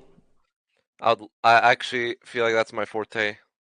Okay. I really like looking at individual performance. Okay, I'll do my one and I'll put your one below. Well, to be honest, and now this might sound toxic, but if it's top 5 each role, it's mostly LCK LPL. I think maybe there's a couple Western players in there. Alright, my ones, I feel like I know my one already. I think you're crazy if it's... I think top lane, I know my top lane already. I think 369 is the best top laner there. I think Zeus is second. Breathe, Wayward, Doran, something like this. What would you say? Breathe or Wayward? Maybe Wayward over Breathe. And then Breathe here. And then actually, I think, no, it's Flandre or Doran. Who would you say, Flandre or Doran? I'll put Flandre. I think they're close. I'm going to put them next to each other because it's just so fucking close. And then over here would be Nuguri somewhere. People are going to keck 369 over Flandre, but it is true and it is based. And it's just true. 369 is the most versatile player at the tournament, and he's the most well-rounded player. All right, what's your top lane, Moxie? That's pretty close to my top lane. Already? Maybe I put Nuguri over Doran or Flandre. Really? Yeah, I think I put Nuguri fifth. That's fine. I think he's That's can have good arguments for that. All right, jungle. I feel like my jungle list might surprise a lot of people. But let's do yours first. What do you think? Oh man, you gotta list all the candidates because this is what my one will look like. This is kind of what my one will look like. I would put Peanut first, actually. I would put Tian second. I would put Kanavi third. Would I put JJ fourth? Would JJ be fourth? I'm thinking JJ Canyon. Or JJ. Oh, Owner Canyon is hard, but I think JJ needs to be in there. Wei is a good one as well. I think the thing is Wei, Canyon, and Owner are all like similar. Yeah, JJ is going in for sure. I said that already. I just don't know what number 5 is. If it's Canyon, Owner, or Wei. I feel like I shouldn't be a pussy. I should not put multiple people on 5th. I'm putting Doran here. I like that thought that you just had. Okay, I'm gonna think about my 5th. What's your jungle right now? I feel like I really don't have that many great reads on jungle. Peanut, Tian, Kanavi, JJ. So the reason a lot of people will be like, why are you putting Tian over Kanavi? Kanavi has this issue where He has actually Kanavi has the T1 issue. I don't know what's but T1, I was talking about this very earlier about how T1 has this issue where they will just pick champs because they think, even though they're not meta, that they are actually 5-head and they're countering people and they know what they're doing here because it's just like they're overcomplicating the entire situation. And Kanavi has been showing signs of that. Tian also has that issue. Tian doesn't really have that issue, I think. Tian will just pick Trundle, he'll pick Poppy, he'll pick fucking Vi when it's good. It might sound silly, but T1 has this thing where they overcomplicate draft a lot. Where they think they can give over things and count them with things like this. They think they don't have to play meta champs that other teams are playing because they have a better idea. And if it looks good, then sure. But it always looks bad and they just look like they're idiots and they're just hurting themselves really, right? Malrang. The thing is with Malrang is a lot of people will think Malrang is insane because of his finals. And his finals were insane. But I don't want to overread into one best of 5. And I think Malrang got a lot of fans after that series. And I think deservedly so. He was smurfing. But I think it was a mixture of like Yankos underperforming and Malrang was playing really, really, really well. But if you look across the entirety, it's hard to say Malrang is one of the best genres in the world. I don't know, dude. Canyon or Way. It's Canyon or Way. I don't know. Or Owner. Fuck, it's so hard. The thing is with Canyon is his regular season was quite poor. If you watch his regular season, Canyon is in the Malrang boat, where his regular season was quite poor. But his playoffs was quite impressive, actually. His playoffs was really good. If it was playoffs performance, Canyon easily takes this, I think. You know what? I'm going to put Canyon, actually. Owner could go here because he had a better regular season. Way could go here because of regular season as well. But I think Canyon's peaks are above them both. So I'm going to put Canyon there. That's just my subjective opinion. If you put Owner there, sure, agreed. I think he can easily be 5th, 4th. If you put Way there, agreed. Can also go there. But that's just how I feel. Now, I know his peak could even be higher, but I don't want to put him higher because I don't want to oversell on the fact that his peak could be like insane. Did you figure out your jungle list yet? I think so. Apparently, Core JJ has Blabber 5th and he has Doran 3rd. Wait, Core JJ has Doran 3rd and Blabber 5th? Holy fuck, Core JJ is a based. Alright, what's your list? Okay. Kanavi first. Okay. JJ, Peanut, yeah. Way, and Owner. No Tien? Man, every single time I think of Tien, it's just like his possibility to throw is too great on a world stage. Yeah, I think that's a valid argument. I mean, he does have moments. Like Tien was known for having like his moments in spring and last year. Yeah, where he goes to dive bot and gives enemy the AD carry double buffs. He dives top and gives them a double kill. Like, this has definitely been like a crutch of his. It's one of those things where it happens now and then and you laugh at it, but then it becomes so consistent that you start to wonder, like, what the fuck's going on? It's kind of like the Mad Lions team where they just get ahead in the throw. You know, Tian will do a gank that will be completely int, whether he's ahead or behind, and he will win or lose the game by it. That's fine. That's just my opinion. I'm not that focused on jungle, though, when I watch. Because obviously I don't play jungle. But I do pay attention a lot more to the always, I mean, even if you don't play Hello, the role, how are you? Valid opinions on what you can see. Okay, so mid lane. Okay, I'm gonna write down names. These are not in order. These are not in order, but these are names that I think should be in here. So Chovy should be in here. Yagao should be in here. I think Cap should be towards the end of it, towards the later half of it. I think Xiaohu could be in here. Knight could be in here. Scout, yes, Scout could be in here. Faker, Showmaker. I think these are the players that could be in here, right? Okay, so what's their order? Xiaohu, yeah, I mean, Xiaohu. I'm not going to put Xiaohu in, but he's definitely an honorable mention. Caps, I don't know why everyone is like unsure on Caps. If you actually watch even the finals, Caps was playing good in those finals. Genuinely. He just had no options on the map anywhere at any time. So you can say Caps lost to Rogue 3-0 Keck, but if you actually watch that series, you know how I talked about people taking bad trades or holes appearing on the map that you have to punish? Caps didn't have anything to work with, really. Caps is a great player. I think he's easily in contention for like top 5, top 6 mids in the world. I think a lot of people are memeing saying he lost to Larson, Keck, all this stuff. But obviously, I think Caps in this list is going to be probably number 5 if he's in it. But yeah, I haven't really figured it out yet. Right now, I only think of Chovy Yagao being 1, 2. It's basically what I'm thinking, and Knight being 3. It's kind of like what my brain says. But then I'm saying that the best mid jungle in the world is Chovy and Peanut. Then I think to myself, is Chovy and Peanut the best mid jungle in the world? And the more I think about it, the more I'm thinking maybe they are actually. I feel like it's really hard to judge these like players based on their region with their region's playstyles. So right now, what I'm thinking is Chovy, Yagao, Knight, Scout, Caps actually. But it's subjective, right?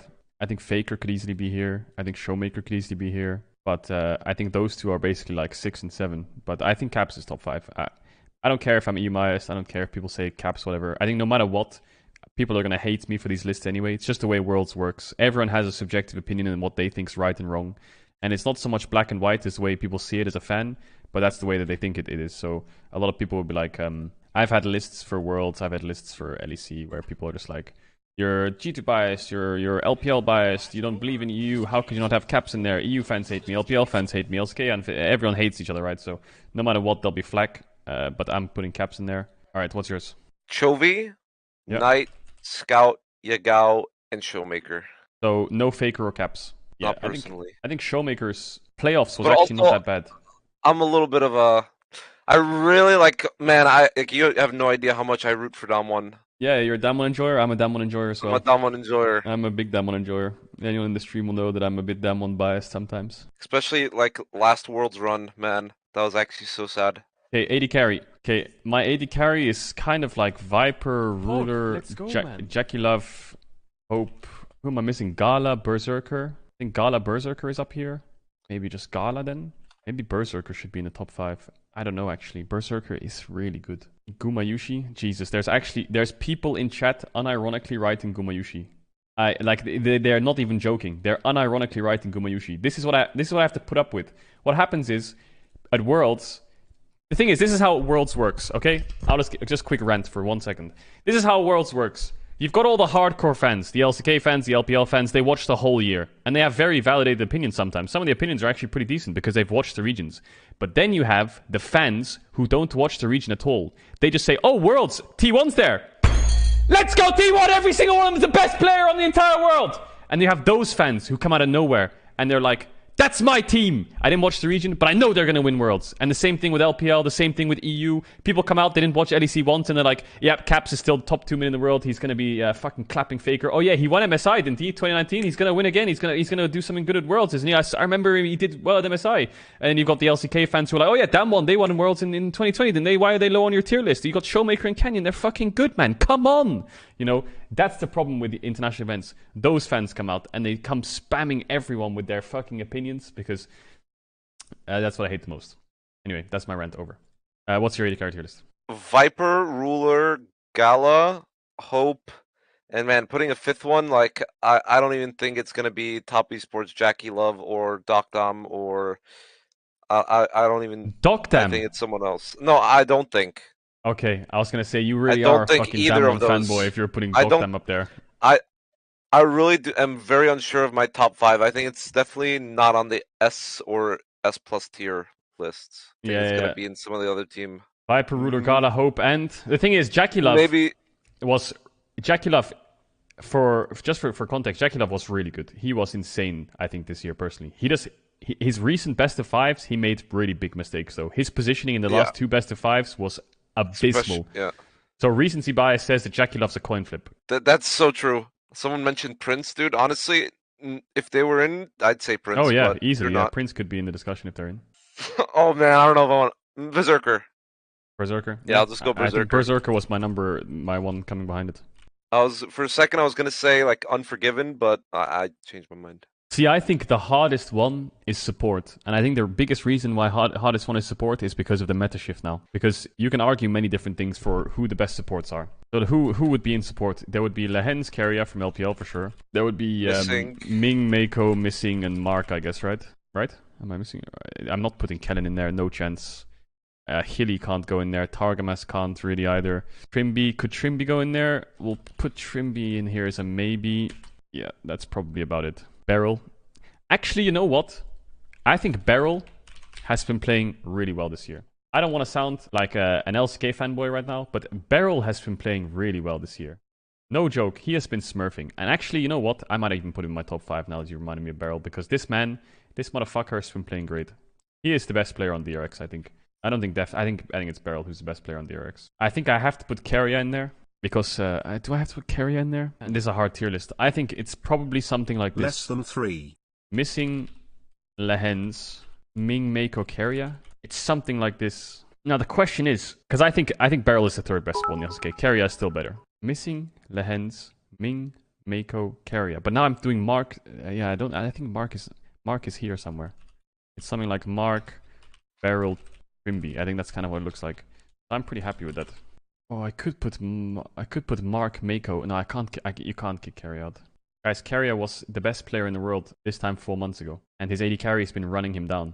I feel like I'm doing him dirty. All right, I'm happy with that. What's yours? Lehens, Yep. Ming, Missing, Carrier, Mako. Lehens, Ming, Missing, Carrier, Mako. I kind of wish I saw. I would kind of wish I remember Lehens on more picks. The Singed into Yumi, like really insane. I think best Yumi world too. Chanters are great, but I don't think I would take him on engaged supports greater than some of the LPL supports. Now the thing is, a lot of people will be like, they'll look at the mid jungle and be like, oh my god, you think Chovy Peanut is the best mid jungle in the world? Now a lot of people have to remember that this is individuals, right? These are the best individual performers. Together, do two individuals form the best duo? No, that's not so true so much, right? Like for example, like you could argue the best bot lane in the world is Viper Mako, right? But Mako individually is worse than Missing, for example, right? So, but what it looks like is our best individual pro team is Zeus, Peanut, Chovy, Viper, Missing, and 369, Peanut, Chovy, Viper, Missing, and 369, Kanavi, Chovy, Viper, Lehens. Cool. Well, you got some Griffin in there. Viper was on Griffin. Chovy was on Griffin. People are saying there's 4 of them. Oh yeah, Kanavi was on Griffin. Dude, I never watched Griffin. I wasn't paying attention to the league at that time. Lehens? Was Lehens on Griffin? I started watching like 3... Oh yeah, he was. Holy shit. 4 of your top 5 are Griffin players. Dude, I might swap Zeus to 1. No, I can't. I just love 369's Ornn and Sion. Put it back. But like Zeus, I'm actually such a fanboy of. Yeah, I think Zeus is insane. I think he's like I watched this guy's streams when he was on T1 Academy. I think he would have been on T1 much earlier if he expanded his champ pool higher from a Jace Gnar main. I didn't watch him in Academy, so I actually have no idea. I think Zeus is the best player on T1, hands down. Alright, I'm pretty happy with that.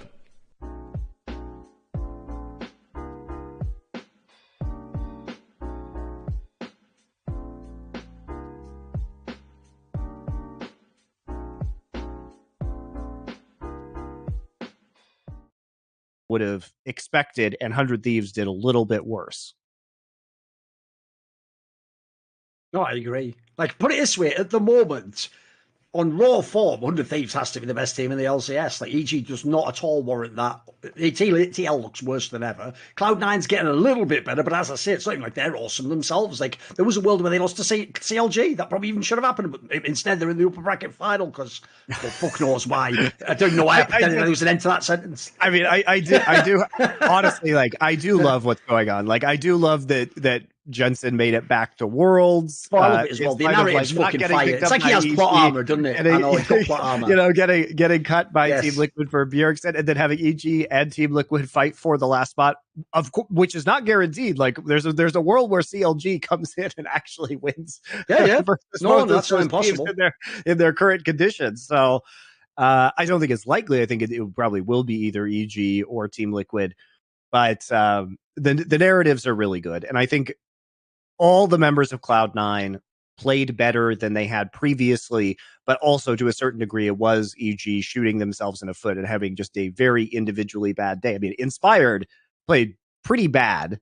Definitely didn't play the MVP, put it that way, yeah. Here's the one thing I would say. He also had his lanes just fucking running it down and randomly dying, so it's very difficult. Even Impact had some bad games as well. Yeah, he was like uncharacteristically bad. Here's the thing I would say, though. This just shows you, though, Monty, what you want one of your main content. If you look in LEC and LCS, it tells you how strong fucking ADC is on those power picks right now. Because if you have Upset, if you have Comp, if you have fucking Berserker, you can win these series. Like, if you can get those guys to the right position, these champions can carry.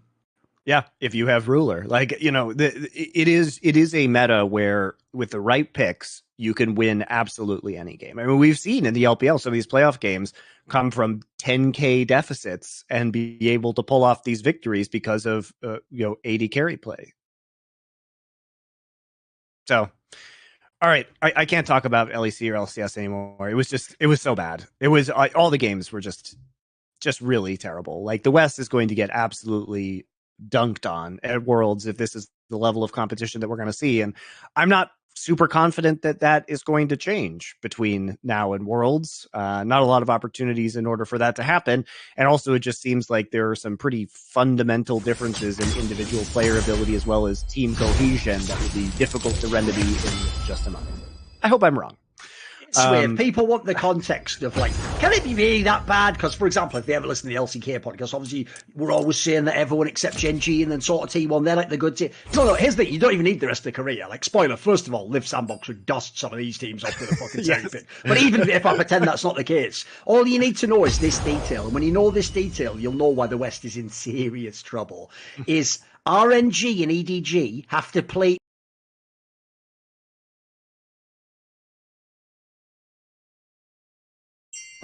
we did a Froggen one. Oh, Froggen one, that's right. We did a Froggen debate. No, we did sort of like a mini Bjergsen one at one point. Oh, though. yeah. But it was in the Sven episode, am I right? It was in the Wonder episode. Wonder, that was it. Yes. He was just sitting there for like an hour and we were just debating like if Bjergsen was actually good or not. Do you know what I love about that, by the way? You know when the fans all go like, this is so disrespectful to him. It's like, it's not. By the way, if he'd have actually told us like, this is boring, he could have left at any time and would have kept going. And B, he obviously just didn't have any takes on that. Like, spoiler, I doubt he watched all LCS super closely. I bet he just knows Bjergsen a bit, knows him Worlds, knows some script. So I just don't think he had any points, guys. Like, spoiler, if he'd have jumped in with great points, he could have said anything. We didn't let him have the space course. I mean, it's also that, like, after a lot of those episodes, people actually, like, sometimes the guest actually finds it interesting to listen to us talk, and they'll message us afterwards and be like, wow, that was actually like pretty interesting. Like, that was pretty entertaining. I like that conversation. So it's not like just if they're not talking, it's like, damn, they must be fucking bored out of their mind or something. No, absolutely. So what we wanted to do for this one was, obviously, I'll set the whole thing up. They've done the LCS 10-year celebration. By the way, props. Me and Monty wondered, since other regions had done theirs, would the LCS mess it up and not do it? No, they did. They did a full thing. They even brought players out to the finals. I think it was all pretty good. They tried to do this approach, which I would say the theme and the way that it was executed didn't surprise me at all. It's entirely in keeping with how LoL Esports has done everything forever. It's an alternate dimension where all sorts of crazy stuff appears on that website. It doesn't appear on that website. Storylines do get covered, don't. And so as a result, there is a world apparently where Jensen's like not even top 3 ever in the region and stuff. So it's like, okay, if you say so. So there's all that jazz, right? So basically, one of the reasons I also say it's very much in the LoL Esports warehouse, if people don't know, what essentially people like Theon have done at sites after that, like ESPN and Upcomer, is just the LoL Esports approach. Because if you know, I actually know the guys who were the editors of LoL Esports.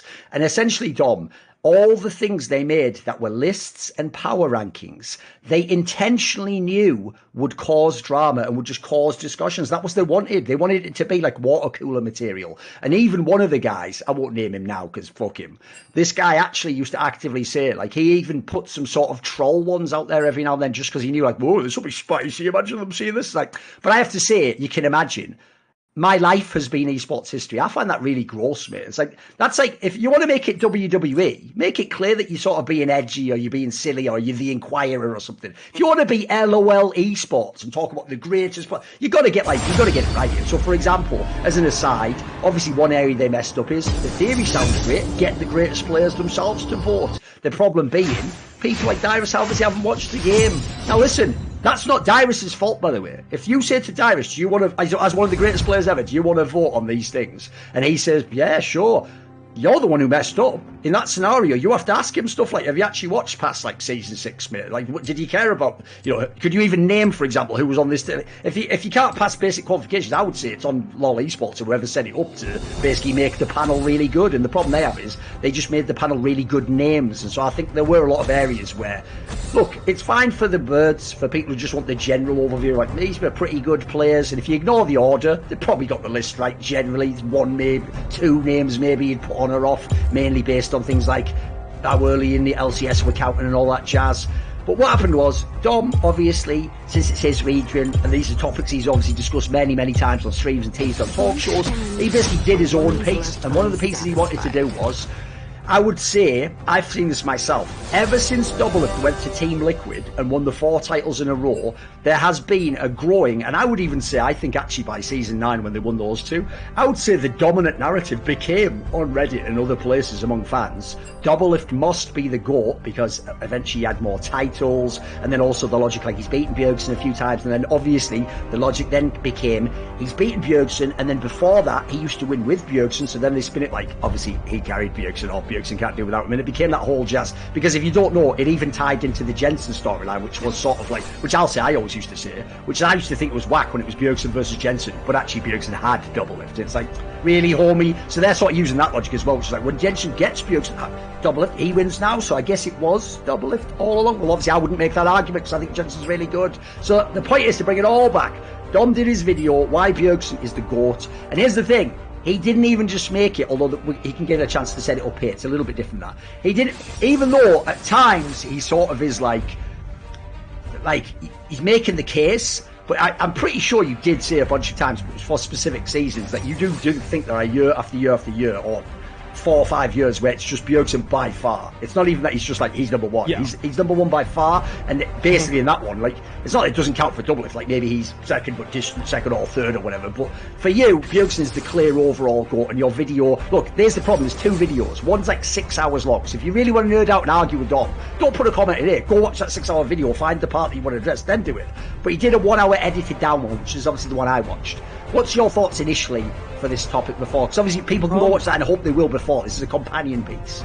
So I mean, I think there's a couple things to start. So I obviously think Bjergsen is just the better player overall, as you know, somebody that watched the entirety of the LCS or played in the LCS. I think that Bjergsen is like significantly better upon entry to the LCS. I think that he is essentially the faker of our region in like season 4, season 5, season 6.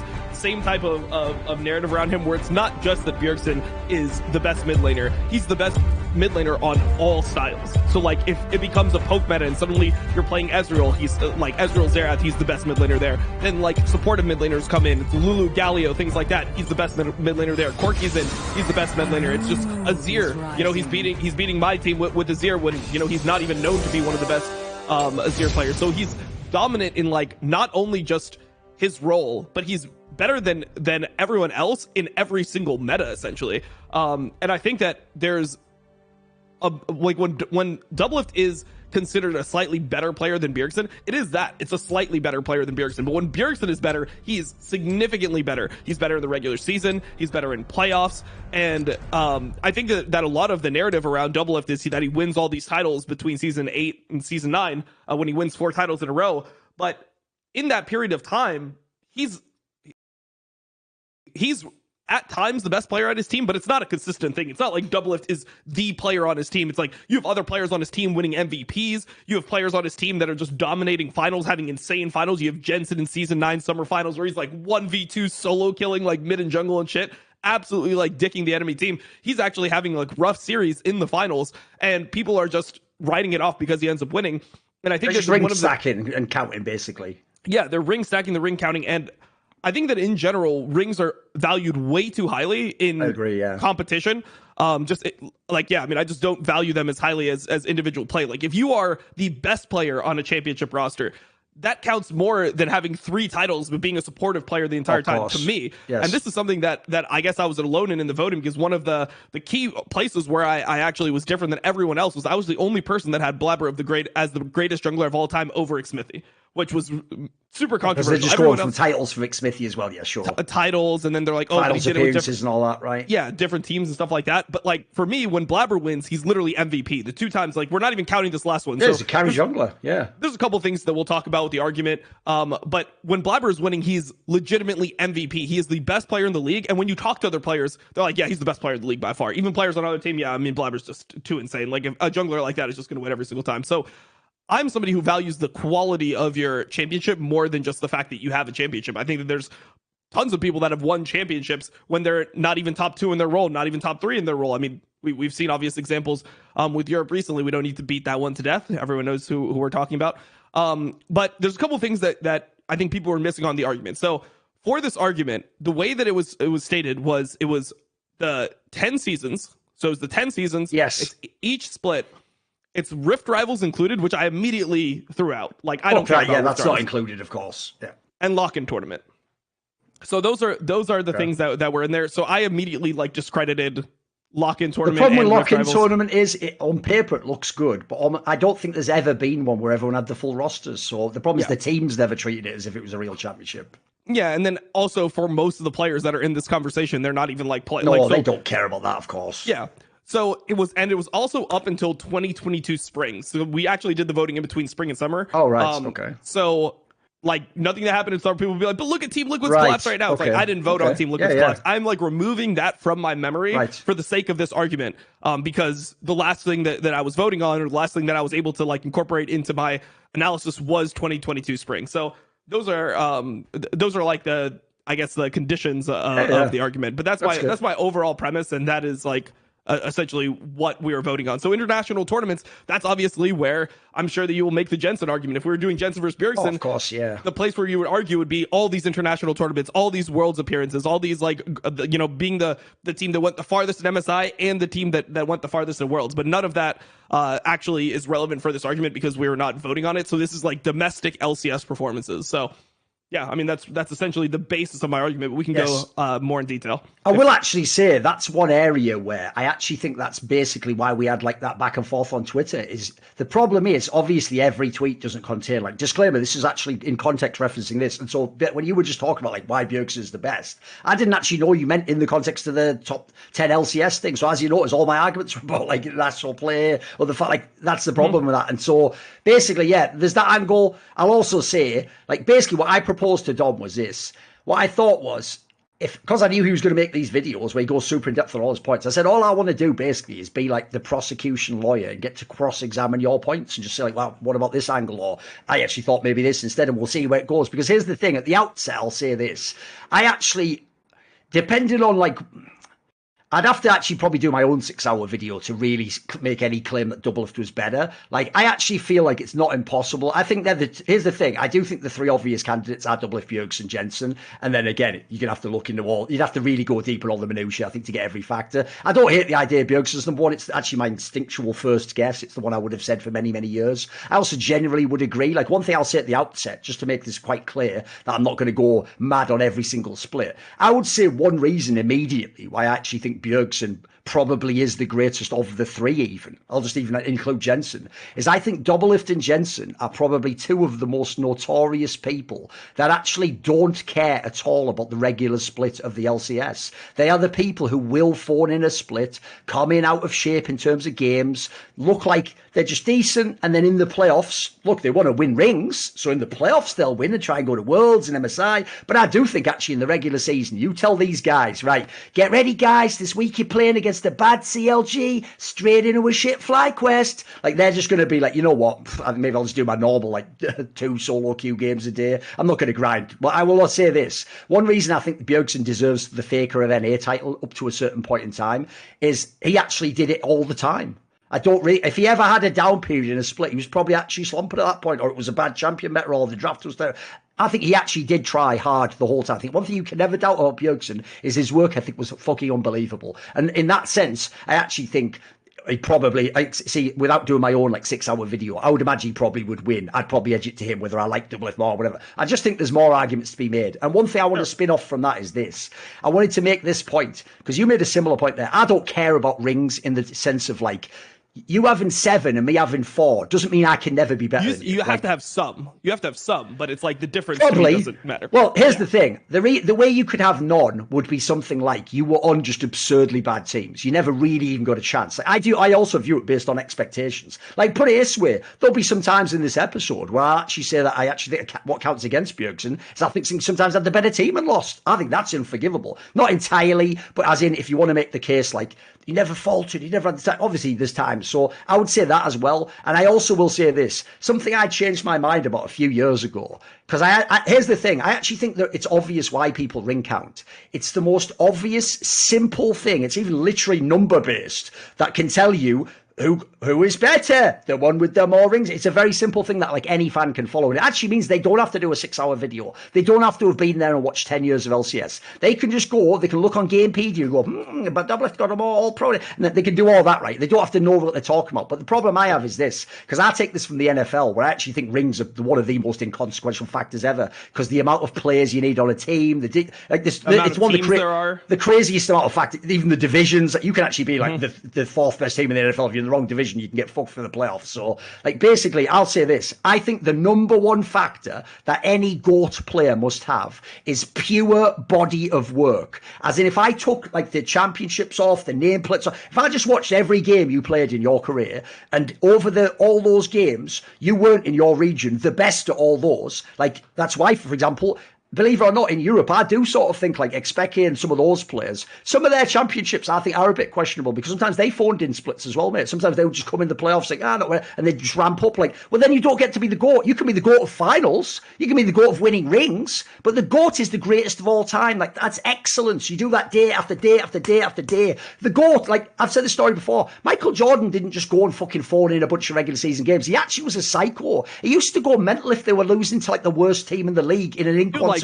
game. The shit out of people in practice. Yeah. Like, he was he was completely psychotic. Yeah. I think that's the key. So to me, you've got to satisfy that first. Now, look, if there were two people and one had like the slightly better body of work, but like fuck all championships when he should have it and he choked them away. So you might even say this would be a great example of Rogue in Europe or something, right? Yeah, obviously that's the main thing against them. But that's the problem I have basically. So that's why I'll say at the outset, if I had to guess, I probably would edge to you and say Bjorksson's the best as well. The problem you have here as well, I'll just throw in as well. That doesn't mean you can't like Doublelift or Jensen more. I think that's where everyone gets lost. What people are really doing in half these convos is they're saying, I really like Jensen. It's like, I do too, mate, but it doesn't mean he has to be the GOAT. Spoiler, it ain't bad being like the third or second best player ever in a region.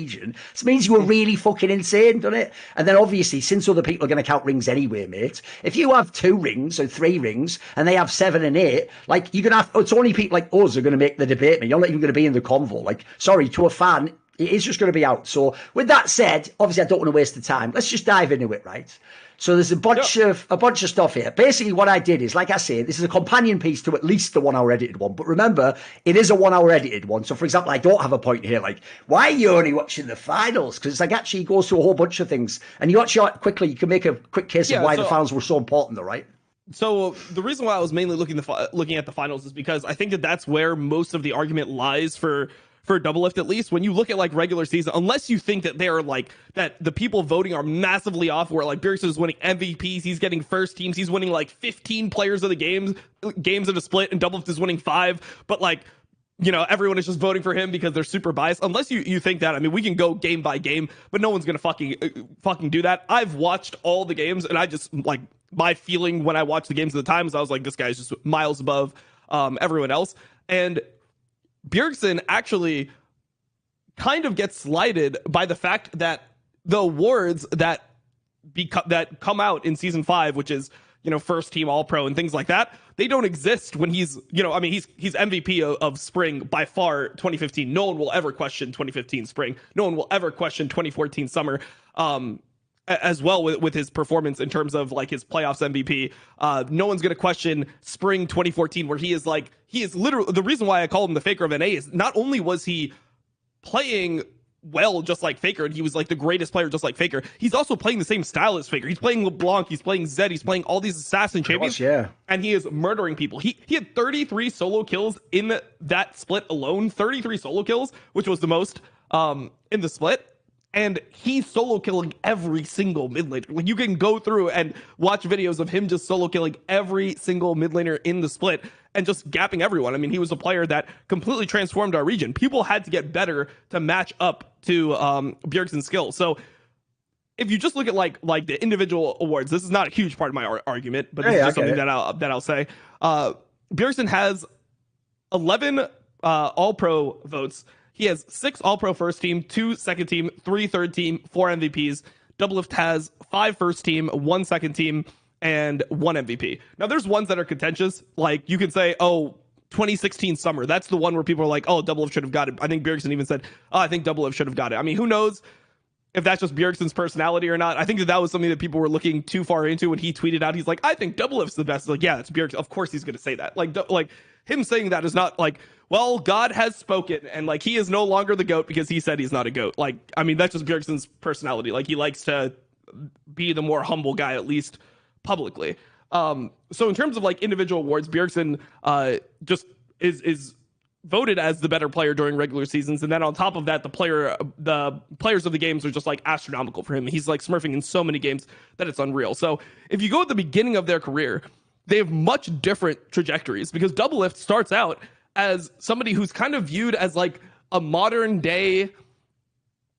Well, I mean, this is going to be a bad comparison, but in terms of like him getting resources and then getting caught mid, people like are kind of are talking about him the same way they talked about Crown Shot recently with Vitality. Wait a minute. Like, here's the problem. How long is this setup going to be? Because isn't this just a video you did? Like, I told him, go watch that video. I think we should do it like this. I'll pick the because the problem is you've already done one up. I want to talk about the All-Pro if we're going to do that. I want to talk about the MVP if we're going to do that. So what I'll do is this. I will say two things first, because I want to get them out of the way really quickly. Right, first of all, I will say one area that you're going to notice, you're going to think I'm nitpicking, but it's actually entirely consistent. That's all I'm doing, is I'm just making you be consistent here, which doesn't mean you're intentionally being inconsistent. Spoiler. I think if anyone made a case like this, anyone else who's really knowledgeable watched the game could also find a million angles you didn't mention. Spoiler, you can't, even in 6 hours, I doubt you can get covered at all. There's so many fucking angles. And one thing that's really hard is, I had to train a long time in esports history to figure out like how to put in extra context, to remember all the things that were obscure about the time period. It's one of the reasons I do these talk shows. You'll notice I can fill those things in when people can't remember.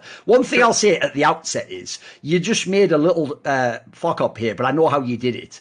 What happened is this, right? This will sound really weird, but as you said, so in season 3, for example, and there wasn't Bjergsen there anyway, but season 3 and season 4 is actually when they first started to even conceive, like, should probably have MVP awards. So people might know, like, in season 4, they got the MVP awards, and then that was Bjergsen's first year, but it's only season 5 that then you do, like, the All-Pro and all that, as you say. So obviously, by the way, he probably would have a bunch for season 4, and he'd have even more votes there, even though Doublelift was playing, so that's worth saying as well. But one thing I have to say is this: you actually did what I did, which is when you go on Leaguepedia, you're like, oh, someone for these years just hasn't put them in. So what you did, like I did, is you go to Google and you type in like playoff MVP, LCS season, and you come, don't you, Dom? I saw it on your screen, to a Blix.gg article. It lists them all, doesn't it? Problem is, they're not actually the MVPs, mate. They give those MVPs. There was no such thing as playoffs MVP beyond season 14. It was only the first year they gave it. And so, for example, I think like High or something got it with Cloud9 won. After that, what they're actually doing is there's just player of the series, and then in the finals you get a finals MVP. Yeah, there's a finals MVP, and then on Leaguepedia there's like whoever got player like of the series most in. Yes. Like, well, here's the problem though. They list that on this website as though. So, for example, a famous one that you give as an argument later is you go like, you go, Doublelift won in season 9 spring with Team Liquid, but Bjergsen's the playoff MVP. Not according to any official. No one ever voted that. BlixGG just decided that and put it on the internet. I mean, it's not even about that. It's more about like in season 10, like he's the one that's getting player of the series, like more than Doublelift. Doublelift is never player of the series when they win. Okay, I'm just like, saying, because for that one, you did phrase it like that. You were like, so Doublelift won, but Bjergsen, and it's like not in any actual reality, only in BlixGG, mate. So yeah, you're right. That's a BlixGG gap. The problem is I don't give a fuck about BlixGG. So I'm just getting that out of the way immediately. So I'm just saying, let's toss that. I actually think, by the way, it's a shame. I think a playoff MVP is way better than a finals MVP, like, because it shows you dominate the whole playoffs. So I think I would actually like it if those existed, man. I wish we could go back and run the numbers. I'd love to see the stats. Essentially, the way that they're going for that is what they're doing is they're counting off who had the more player of the series. Yes. Championships or like whatever awards, because at the end of every single series, they'll just say like, oh, this person had like got player of the series. Like the example is in the split I'm talking about, Bjergsen has 2 and everyone else has 1. Now I'll give you the counter to that, Dom. The issue there is you just did this whole passionate thing about how finals are the most important, and there are actually other seasons where Bjergsen might have been, I don't know if he was the finals, but there's other seasons where like Doublelift carries 2 of the series and he has the most, but it doesn't. I don't know if it's get counted on their page. I'd have to go and look, but there was other ones that I felt like elsewhere you did a different argument. So here's what we'll do. I watched your video in sequential order of the 1 hour, so I want to just go through most of those angles. And because you bounced around, I'm going to be bounced around too, which is why I say to people, this is a companion piece. It's more like the problem with the arguments is if we're making a case about one thing, you can't be like, hold, we'll come back to that in 4 hours for season 7. You have to make the point then, don't you, and make it go through. So let's just start at the top. One thing I'll say is this. Let's go to the top here. Season 3, I mean, so yeah. So at the start, you said this thing that I thought was very weird, right? Which is you said something about playing Doublelift in season 3 scrims. You playing him in scrims, I think you were saying. Yes. Right. Here's the problem with that. That is far and away the worst year of Doublelift's career, as far as I'm concerned. It's the one where the team is dog shit. I'll get into that in a second, because I couldn't believe what you said about those players, mate. Listen, I'm not hating on you, but I think we'll just have a little back and forth on that. Sure. I think that was as easily his worst year. And the problem I have with that one is, like, yes, that gives you more information. but that information doesn't count. Like, as in, again, you said at the beginning, the criteria is LCS 2013 to 2021. That doesn't count what you did in scrims. Now, that might mean holistically... That's not even a core part of my point, though. No, I'm just saying it as an aside for people watching the video, mate. I'm not battling you. The people who are going to watch are going to go, so from scrims, Dom knows he was better. It's irrelevant who was better in scrims. It only matters what you did in the league. It doesn't fucking matter if someone... Okay, but I'm just saying, it doesn't matter if you smurfed every scrim. It doesn't matter if you was terrible in scrims. If you win the game, I'm sorry. In the same way as it doesn't fucking matter that in Season 9 at Worlds, apparently Damwon shit on G2 every time. All that history cares about is G2 beat Damwon. That's all that matters. The other thing doesn't. There's no such thing as a Scrim God Award, because spoiler, that even players that absurdly get way higher on the list if there was. Just throwing that out there, right? Now, I will say, you did then go into Season 3, right? This is where I have some of my biggest contentions, but it's just, I actually thought the characterization was so weird. Because I don't know, listen, you were a player back then. I don't know if you were thinking about the historical context. So I'll give you an example. You actually said that when the Season 3, so there's no Bjergsen, this is just Doublelift. Season, because you were making the case that Doublelift began his LCS career not that well. Where right? I believe, so essentially I believe that this was an attempt at a super team. Oh, no, because here's the problem. I know what you mean. You're a couple of years off. Like, I'll give you an example. So you know the players. I'm talking about those players. So yeah. So I do it. Let me give you. Okay, here we go. So the mid laner is Big Fat LP. Yeah.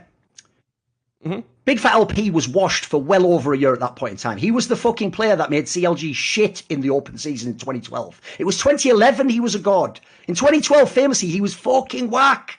And this is 2013. The real problem here, Dom, is this. And I'm telling you, even at the time, this was actually something that I remember being discussed. It was like, is CLG just going to run these players forever?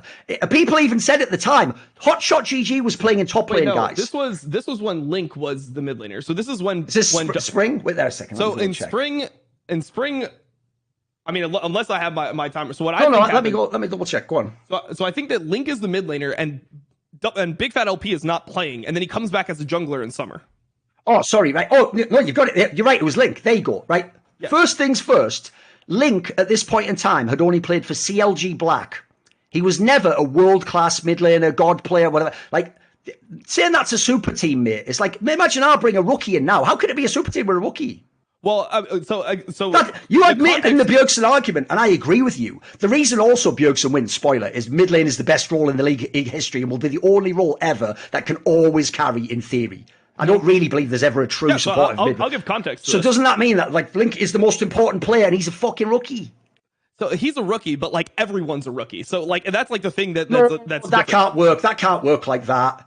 I mean, it's like Jintei and Shifter, like the people that got second are like he's competing against Jintei. Oh, I see what you mean in that sense. Okay, but you're saying because you're comparing history. You're comparing this to the other years of the LCS because you're saying Doublelift had a super team. So here's my problem: Link in no sense is like a super team player. He's just a rookie player, and I know what you mean by rookie, as in there's other rookies. But because of Season 2 and Season 11, in the true sense of a rookie, loads of the other players are like expert players. Like you have to say Vicious and Skara and Vaughn. You were there. Well, you weren't there for that season. But you know what I mean? Those people who've been around years. So I know what people do. It would be the first season of LCS, but like we can't count Season 2, but it did happen. Yeah, sure, definitely. So for context, like Link is somebody he's not just like a rookie as in he's a very promising one. He played in the open season of CLG Black, He's an absolutely like top tier rookie where people are fighting over him. Yeah. People are like top teams are fighting over him. So at this time, I can give you context because I was on Dignitas at the time. We were trying to pick up Link. Link had the option to go anywhere pretty much besides for TSM. TSM was the only one where like Reginald was like the king, like he's going to go there. Okay. Dignitas, so when you look at the top 3 teams in NA at that point, it was TSM, Dignitas, and CLG, right? Dignitas and CLG, we were fighting over this player because we thought he was that insane. He was somebody who was massively hyped rank 1, and like his mechanics were just different than what everyone had seen before. So like when I'm looking at it, it's not just like, oh, it's a super team. Like it's not in the same context as right now. But when I look at players like Link, when I look at players like Afro, like those are the new players. And like Afro was somebody who is known to be just insane. You know, he was another player that was at the top of the fucking ladder. He was another one that people wanted. A bunch of people wanted him within LCS, which is why these people didn't have to qualify. Like you got to remember, only 3 people qualified to LCS in Season 3 from regionals: Dignitas, CLG, and TSM. And normally everyone else was fighting their way in. This is the one where High famously like didn't make it in with C9, and this is why C9 didn't play in spring, because they actually failed in this qualifier. And these players just got to bypass all of that. They were in the tier where people were like, yeah, just get them on a fucking LCS team no matter what. They were in that tier where they already had enough hype and they had enough prestige where people were not saying like, oh, is he, because this is when you have like Team Marn and you have like random fucking teams in LCS. It wasn't even a question of like going towards those teams, which are, by this context, it would be like full rookie teams, right? Like a Team Marn, a team. Oh, they're nobodies, yeah. Yeah, they're nobodies. So like, sure, they're rookies, but it's not the same as like a rookie coming in now where you're playing against like 8 veteran players. I know what you mean, but here's the point, because we're not going to have time to go. We can't do 10 minutes on every point, mate. Like, that's the problem. It was a 1 hour video for you. So here's the problem with that angle. You're comparing it to like when Bjergsen plays later with other people at ADC. Motherfucker, he's not taking a guy who's never played at the LCS level. I don't care how hyped. And then just being like, well, it counts. You were making a super team. It can't be a super team. That's the problem. You're picking someone who's never done it. You value winning in championships. This guy, by the way, the reason he could look amazing is because since he was on CLG Black, there was no expectations. They never had to win a tournament. They never had to go deep into a finals. He never had to be experienced. He never had to go international. Never did any of that. So my point is, look, spoiler, later on, Link never makes it. Link's one of the all-time chokers, my dude. Like, I watched his career. He was really talented. I always say this. People think I'm exaggerating. I was playing in the game. He was choking versus me live. I was looking at him like, yeah, that guy's fucking choking. So. Oh, mate, I always used to say the joke of Link's career is this. What makes him look shit and has ruined his career is that Poor Belter, I think, was actually a slightly weaker version of the same player. Like a skilled rookie. Like, everyone knows he's good. But he just held his nerve and just cleaned up mid. And the joke is that made them win championships. Whereas when Link was there, he probably was more talented. He just never got through it. And by the way, he did only try a few years. This was back when your career could end after 3 years. Like, if he had a normal career, he had 4 or 5 years, maybe he breaks through. Maybe he does what like Larson does and you level up each year. So I agree he was a talent. He's not the same as a total nobody. But that's not the same as having, like, coming in. Like, put it this way, no matter what you think of Skara's a veteran player, man. Reginald's a veteran player. These guys have been at Worlds, they've won championships. Like, that's, you can't, how can I have the super team with the rookie mid? If you've got the guy who's just fucking won regional last year, like you said, if the guy was winning all the NA championships, that's the super team, my dude. You kept the same lineup together. So this is the other angle. That's Link. Then let's go to another one. How the fuck did Hotshot GG never come out your mouth? Owner of the team, I'll tell you, I used to know people in CLG. They thought he had no business being in the lineup and he just couldn't let go of playing. He was fucking garbage in Season 3 and he already had started to drop off late in Season 2. If you remember in Season 2, by the end, he played jungle. He even played fucking jungle because the joke is that's the only way he could stay in the team. They had to do that. So Hotshot had no business being it. So already it can't be a super team. And then let's be real, like Chowster jungle was like, he just used his brain. He was just so far ahead of people in the early years. He could actually play every role because he just understood the roles. He wasn't actually some sick jungler. He was good. He was a good jungler for the time. But he can't be a super team player for a jungle though. Come on. Sure, I mean, Say Vicious is here, mate. You know. Yeah, I mean the word super team I think is being like stretched here to like, mean something that it's not. I'm essentially saying that he has a roster that should be able to like compete. They should not be a fifth place roster. They should on paper. I agree. They should on paper have been able to even win the finals. And where they third. And when they finish is a disgrace. Now, you obviously go into the famous thing everyone's going to say, like, but they all messed around and played Diablo and Street Fighter 3, and then they needed to get a coach because they're all lazy. That's true. All that's true. By the way, that doesn't mean that Double F gets a pass. But my issue is this, right? For example, when you go to the playoffs, it's the way you make the argument. So, you know, when you say you finish 5th to 6, and your angle sort of, which I'm going to take for later as well, is like, if you're so great, you finish 5th to 6. Like, how could you be 5th to 6? Like, you've got to at least like go further or whatever. First of all, that's going to age really badly because you didn't apply that ever to Bjergsen in any of the rest of the seasons of his career. But that same exact logic, all I'm taking is the logic, mate. That same logic should apply to him. But you know what I think is going to happen when I go and show you Bjergsen finishing there? You're going to add in all the context like I've just done. So here's another angle for you, right? Then you say, and this is just a quick one because you look at it at Gamepedia, you're not watching. By the way, you're not going to go and watch 6 years of GGU playing. Who cares? Well, I agree. But I'll just make a very quick point. When you say that angle, like GGU, like they're all fucking nobodies and rookies and they make it to the finals. Yeah, from the other side of the bracket. Like, here's what I would say.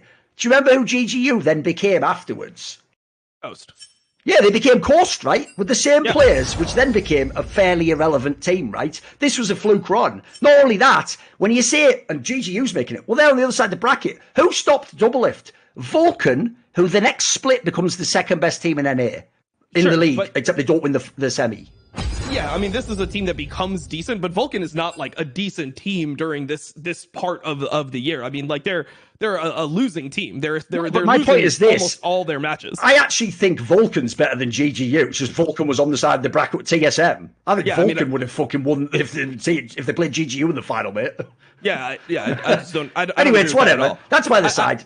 Go on. Sure. I mean, I think that GGU like actually gives a run. Like they almost win finals. This isn't like a finals. Like if you go and watch the matches, it's not a finals where it's like TSM dominates them like all the time. Of course not. It's a close fucking finals that goes to 5 games, and it becomes like a thing of like, all right, like who's gonna stop Zion Spartan? But this is my point: is that like this was a time where you could fucking carry, like you could fucking carry, and it's Double was playing versus Zuna. Zuna was like he was okay. Bad. He was clutch kind of. He was like a hype guy who sometimes could rise to the occasion. But like Doublelift should be carrying these games, and this is the period where Doublelift is literally just getting caught out. The whole thing is they put all the resources into Doublelift, and he just doesn't carry the game. He just makes like dumb mistakes, and that's like where it's like, oh well, you know, maybe when he was playing with Choster and when he had all that you know respect in season 2, maybe it's because he was getting micromanaged and he doesn't actually have the brain for it. Yeah, sure, that's a legit argument. Yeah, which I think is something that we see consistent for like years after this, where when he's playing with supports that are not like super brainiacs or they're not well-known supports, he's actually not able to know what he should be doing in the game. So I think this comes up in 2016 spring. So in my opinion, I mean, you can argue like the semantics of the super team. My point is that he has a roster that should be at minimum 3rd or 4th. Like, yeah, I'm with you on that. At a minimum, there was 4 good teams in the league, and he didn't make top 4. There you go. I mean, and even the 4 good teams, like let's be real here. This is Dignitas. Crumbs is literally going to I mean, you've heard the story. He's literally leaving in the middle of the split to go like fuck a girl in Brazil. You know, like, I will say, like he was okay. He was clutch kind of. He was like a hype guy who sometimes could rise to the occasion. But like Doublelift should be carrying these games, and this is the period where Doublelift is literally just getting caught out. The whole thing is they put all the resources into Doublelift, and he just doesn't carry the game. He just makes like dumb mistakes, and that's like where it's like, oh well, you know, maybe when he was playing with Choster and when he had all that you know respect in season 2, maybe it's because he was getting micromanaged and he doesn't actually have the brain for it. Yeah, sure, that's a legit argument. Yeah, which I think is something that we see consistent for like years after this, where when he's playing with supports that are not like super brainiacs or they're not well-known supports, he's actually not able to know what he should be doing in the game. So I think this comes up in 2016 spring. So in my opinion, I mean, you can argue like the semantics of the super team. My point is that he has a roster that should be at minimum 3rd or 4th. Like, yeah, I'm with you on that.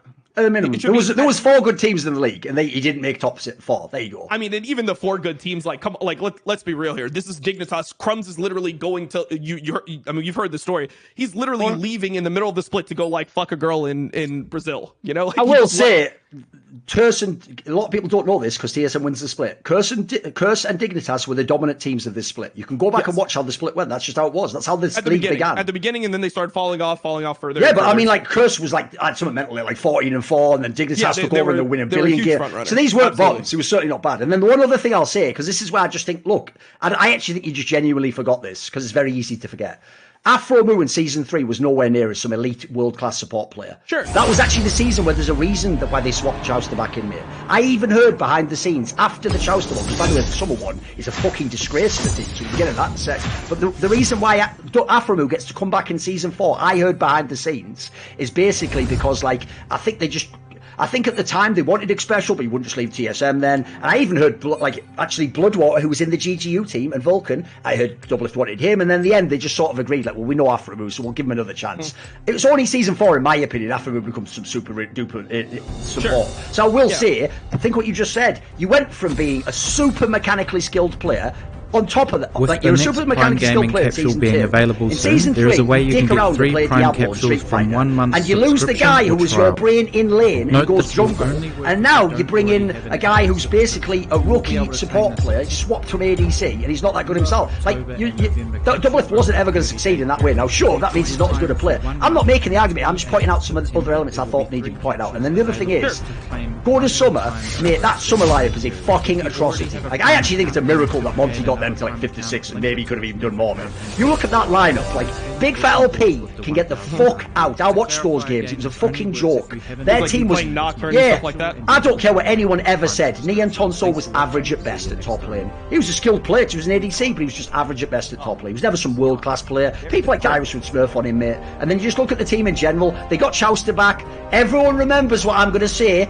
That fucking Sona game in the playoffs where he just flashed like he did like an ult like into a fucking Doctor Strange portal or something. Like, it never happened. So that, by the way, spoiler, was how the split went. Do you know what? I won't say who, but I alluded to this on Twitter. Doublelift wasn't very happy with that, mate, and he definitely didn't want Chauster in his team again. It's just bizarrely that won't appear in an interview or something I might not have done, you know. That's just a little shot at Doublelift. Skip past that, because I agree, Season 3 is the wackest, and anyway, there wasn't Bjergsen anyway. So we're basically just making the case, like, oh, it's the thing of, like, Doublelift didn't start as well. I would say that he, but, like, it's one of those things where I don't consider him one of the best players in the league in season 3. Like, I don't think that he's. If I had to guess, he'd probably be like the 7th best player. I actually think this wasn't a great split for him, by the way. If you don't know, guys, he would try and do the season 2 shit. Like, I'll just play a Vayne. It's like, into what lane and how are you going to do it? And just get caught on the side. He would like pop off every now and then, but of course. It was one of those things where, like, the whole reason why they're putting Big Fat LP even in the team is they're like, we just need people that are going to, like, do the strategy that we want to do, and this strategy is like, raise Doublelift, raise Doublelift, try to play around him, and then, like, hopefully he fucking carries the game. And sometimes he does it, like, sometimes he doesn't, but overall I just don't think that he's playing at an elite level. Oh, he's garbage. Compared to the GOAT conversation, he's not irrelevant in this season. Okay. But my problem is this. Two things. One, because I knew CLG, they weren't thinking any of that stuff. Like, they might obviously have thought that as one reason. Here's why they brought those players back on. Because it's CLG. They liked Chauster. They liked Big Fat LP. They just forced them into the lineup. The joke was there was a billion people at jungle who would have been better than fucking Big Fat LP. He never played jungle before. They just put him in because, bro, he was our legend and we don't want to play an LCS without him. That was what I heard behind the scenes. Yeah, I mean, maybe, but, like, who the fuck could actually play? Like, this is where there weren't many players. There was like, because you got to remember that this is also the context of lane swaps and things like that, where, like, if you didn't have experience in a pro game, you literally could not make the transition from solo queue into competitive at this point. Yeah, sure. You needed time to fucking scrim. You needed time to integrate. You needed time to just remember. You literally just had to, like, practice the information where it's like, this is how you 2v1, this is how many camps you take, this is the wave you have to be there, you have to count the way. Like, this is where the game is more methodical in that respect. So I actually don't think that there were that many better options. Like, from somebody that was jungling, like, I was on the outside of LCS at this point, and I played against all the amateur. Like, I was playing against all the amateur junglers, and it was like, me and Meteos were good, everyone else was just like, I mean, I don't even know if there was a better jungler outside of Big Fat. What do you mean? High was a jungler? Well, I mean, he was playing on Cloud9 at that point as mid lane. Oh, in summer it was, yeah. Okay, right. Whatever. Yeah. Anyway, here's the point, right? Let me think, what was the last end of that part? Fuck, there was a part I was going to say at the end. Oh, this is the other thing to say. The problem I have, though, is, even though for the LCS argument, you're right, Doublelift starts bad because it's a worse split. The problem with this is, right, that argument, I think, is actually a bit disingenuous, because it implies, right, Bjergsen just comes in Season 4, shitting on everyone. Solo kills everyone. By the way, Season 4 also absurdly bad rosters. Go look who plays fucking mid lane. It's a joke. It's austerity players who should never be there anymore. Like fucking legacy players, rather. It's shit. There's nobody to compete with. The joke is it's high. It's high in him. And then, ManCloud briefly, except he fell off in Season 4. So they're shit players. That doesn't mean you get to... he's the faker of a region with no good players. Like, Europe's about 10 times better in mid lane. It's mental in that season. And then I'll just throw this in there, right? When you say that, he's dominated Season 4. Well, you know what? Doublelift was fucking unbelievable in Season 2 against just the best teams in the world, in Korea, everywhere. That's better than being the king of a shitty little pool of the LCS, right? And so it doesn't relevant to this argument. I'm just saying, if you're going to make it like that, actually Doublelift began his career better in some degree. Well, I don't know. I mean, it's obviously weird for me because I played on Dignitas and we were the team that was like, it's like, I thought Cutie was really fucking good and underrated at that point. I don't know if he was like better than Doublelift in a classical sense, but I definitely thought that Doublelift, like, at this point, it just felt like the team would always play worse with somebody like that because the whole thing is like, we have to play around Doublelift. So, you know, you'd have just people doing things that didn't make sense in order to try to make sure Doublelift is strong. So, at least from like a competitor standpoint, because I was competing against both of them at this time, Doublelift didn't have the same... For me, I always thought Doublelift was overrated in Season 2. This is when everyone said he was like the best in the world. Like, I personally thought he was overrated at that point. I thought he wasn't as good. Like, we would take series off them in important tournaments. Oh, of course, yeah. You know, we beat them at regionals. And they were very underwhelming domestically, yes. Yeah, so for me, I didn't agree with that narrative, but that narrative did exist, and like Bjergsen was a different beast at that point. And I don't think, like, obviously people will be like, oh well, the mid lane pool was bad back then, but like a lot of these players, I mean, you know, like, these are players like Pobalter that were in the league for years. This is players like Shifter, and it wasn't just that like these players were like shit, and that's why Doublelift was, or sorry, that's why Bjergsen was shitting on them. It was like Bjergsen mechanically, if you use the eye test, like he was just outplaying people like at a harder degree than what you'd see otherwise. And it's not just, oh, the other guy is inting, it's just he understood things about lane matchups, about how champions work, and kill thresholds that other people could not recognize. Other people could not sit in a lane, see the enemy team like blow pots or use certain skills and be like, that's a fucking kill. Like no one knew that. Like, it was surprising to me as a player when I was watching it. I was like, this is just something that people don't recognize, and it made people better. So yeah, I mean, I think season 4 is like season 5. That's when, to me, Bjergsen is just in complete. Yeah, like, we'll get into that in a second. So one thing I'd say is this: the reason why in season 2 even they just played around Doublelift is because the joke of CLG is it's a great team from season 11 that just decides we're never going to change players. And what happens was they go from being among the absolute best at their roles. It used to be a super team, if people don't know. It was like a joke team that they had that many good players. It was actually mental. TSM became good the next year because they were supposed to be the lesser players. And what happened was when they all became gradually shit, it wasn't that like Doublelift was like, give me the reason. They were like, this is the only way we're going to win. Just give that guy all the resources. He's the only one that's good anymore of us. Fucking chuddle everything. Yeah. And that's even why Chowster was like, he was even, if you don't know, for real, Chowster would straight up tell people like Hotshot, mate, you're shit. Fuck off trying to think you get a jungle gank. We're just going to get like St. Vicious to farm and then come gank for Doublelift, and then we're going to carry the game. Like, I'm just saying, it's not as simple as like they're idiot. Like the team was whack. It wasn't as good anyway. Let's go to season 4. Oh, one last thing that I want to mention about this. Part of this is part of the reason why we might do a part 2 for this, by the way, because I can tell there's no way we can get through fucking like 8 more seasons. We've done this on season 3, mate. So it's okay. Keep going. Okay. Go on. All right. Sure. All right. So the other thing I wanted to say about that season 2 run is CLG gets the best player from Dignitas, right? Boy is the person that wins like the MVP of Hannibal. Yeah. Boy's a fucking monster. Like he understood things about top lane that other people just had no concept of, which is the reason why Hotshot went jungle. Is they're like, oh, we can actually upgrade this, and that to me is like, okay, if Doublelift is that insane and he gets the best top laner from our region, like that for that time, that is a super team, right? Like that theoretically. That's Hotshot jungle though. The joke is, if people don't get it, the only reason Hotshot's in jungle is because he's fucking it's his team. And by the way, at one point they have Loco Doku in this team. Sure. Well, support. These are dog shit players, you know. No, but the point is, I actually personally, if you want to rewind, I've always said to Voidboy, you were done so fucking dirty in CLG because they signed you like a god, and you went from a real jungle like I will dominate to fucking Hotshot GG. And with that point, I don't even know if he knows how hot top lane works. He definitely doesn't know how jungle works. That whole George of the Jungle was some of the most whack fucking marketing I've ever seen. He was dog shit.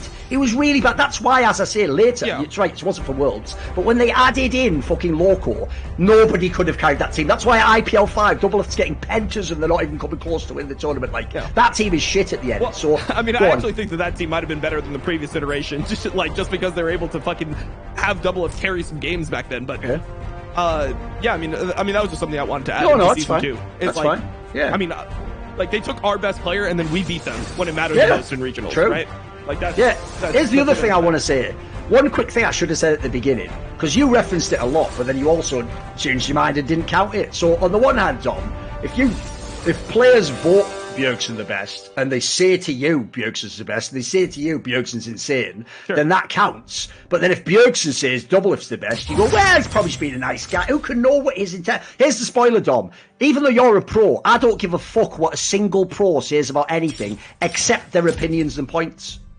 Key thing, opinions just to context, that's just like what a player thought. The points they make are what I care about. If a player can't make a point, I don't care if you are faker. If you can't explain why you're better than Rookie, then you don't just get to me for, oh, dude, if he says he is, then he says it. Mate, players can say anything. Players say all sorts of shite out their ass. Players lie. That's your right. You know what I suspect, Dom? I think Bjergsen did lie. If people don't know, one of the greatest things about Michael Jordan was this. He was the god of PR. People don't know this. He never ever said in an interview, like, I'm better. He never even said, like, I'll give you an example. If Karl Malone won the MVP, he'd just be like, well, maybe he was the MVP, but I think we'll win the finals. If someone says, were you the GOAT, Michael? He would go, well, I can't say because I didn't play with Wilt Chamberlain and Michael Jordan. You know, like, he would always play that game. So I agree. I think that's what Bjergsen was doing, basically. I don't think Bjergsen really was like, look, gun to my head, like, Bjergsen, I'm not as good as Double. Like, he wasn't doing that. As you're saying, that probably was even like a smart move. Like, dude, he's just won the championship without you. And basically, like, he was your teammate. Just say the nice thing. Don't be a dick to him. Be a nice guy. Show that you appreciated the time he was with you. I'm sure there was that. So I'm just saying,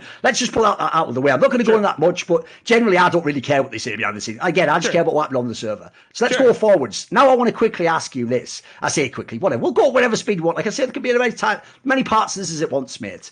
When you do that angle of like, how can you finish 5th to 6th if you're that good? Well, it's bad. Shame for Bjergsen's career then, isn't it? Because how in season 9 summer is he losing in the semi-finals to Cloud9? I mean, with Golden Glue playing, my dude. Yeah, I mean, well, I can explain that. Go on. Season 9. Season 8. Wait a second. Let me just double check. Season 8 is Golden Glue. Oh, you're right, obviously. Let me double check. Let's see if it was supposed to be season 8. Was it supposed to be season 8? It can't be season. Let me see. Oh, sorry, I ment season 8. I meant season 8 summer. Yes, the one where they had to go Golden Glue swap in and out. And they come in for the semis, right? And TSM gets. They get 3rd, 4th that split, I believe. Yes, they beat 100 Thieves. Okay, yeah. So I mean, they're like, it's essentially just the Crown approach. Like they bring in Golden Glue and they're like, right. And they were losing with Jensen earlier in the series. Yeah. And they just do the Crown approach where like you are playing safe mid lane and you're just like going to not die to this guy and let like other people Yeah, I agree. I don't think Golden Glue was better. Here's the problem. Your guy's the GOAT. He shits on everyone. He can play every style. He dominates solo kills. Golden Glue, mate. Just take him out. It's Golden Glue. Don't worry if he's on some shit chop. Smash him. Get the jungle, come down, gank him. Jump the bot lane. I mean, I don't think it's that simple. Like, I think that in those games, if you rewatch them, he's playing fine. Like, he's playing well, but it's just he's playing into a Malzahar. Like, this is the crowd. This is the crowd. It's the counter to fucking Bjergsen's Malzahar in this game. In the game, it's not necessarily the counter to a player. I mean, I believe he plays Syndra one of the games. Let me see the games actually. It's game 4. What is it? CLG versus TSM. Let me just make sure that I get all the games. It was game 4 and game 5, right? 2018. Yeah, so this is the Malzahar. So this is the Malzahar in the first game. Okay. And then the second game, I believe, is that where Bjergsen plays Aurelia, if my memory serves correct? I mean, that would be a classic champion if people don't know he used to play it a lot. And it's not really so. By the way, as a quick aside, there's another reason why people are actually discrediting Bjergsen's career. They all think the player he is the last couple of years, it's like a safe mage player and sometimes plays. He wasn't doing any of that shit back then. He was, like Dom said, season 4, he was a hard carry. He wanted to play Zed. Like, he definitely, for the first years, was a mega hard carry. They don't think he was the player he was at the end of his career. You're going to miss the whole debate if you get that. You'll get distracted. It's just he played a very, very long time, guys, and changed as a player. Yeah, and so he just, I mean, he does just get, this is Malzahar series. Okay, so we had the correct one. I just wanted to make sure that I'm not that's all good. Champions wrong. So, like, to me, it's not that Bjergsen is like bad. Like, look at this fucking game. Like, look at this game. He's shitting on Golden Glue in this game. He's shitting on Golden Glue. I mean, you could go into the timestamps. Like, he's playing well in these games. Like, he has the first item, the QSS, and then eventually he's just not able to carry anymore because he's on Aurelia, and the enemy team outdrafted him. It's Aurelia. It's not just Aurelia into Malzahar. It's Aurelia into Poppy, Leona, Malzahar. It's like you're like, it's just not a good. Okay, and then in game 4, he was rising to Malzahar. Lost that game too. Yes. Which is another game where it's like, I mean, I think that one is probably, there's more that you can say, because I think that this is something that TSM always did, where they were just picking like way too much Rise because it was something that was really popular in Asian regions. And it's just a pick that just doesn't function the way that you want a Bjergsen team to function. You want him to be the superstar at this point. This is when By the way, I actually think they drafted terribly around him in this team. I think they didn't know what the fuck they were doing. I would even guess maybe the imports had like some say in the fucking draft, or what they would, had a different idea of the meta. By the way, I'm not contesting that Bjergsen was bad in this series. I'm just saying, if you're going to go for Dublin, how can you be 50?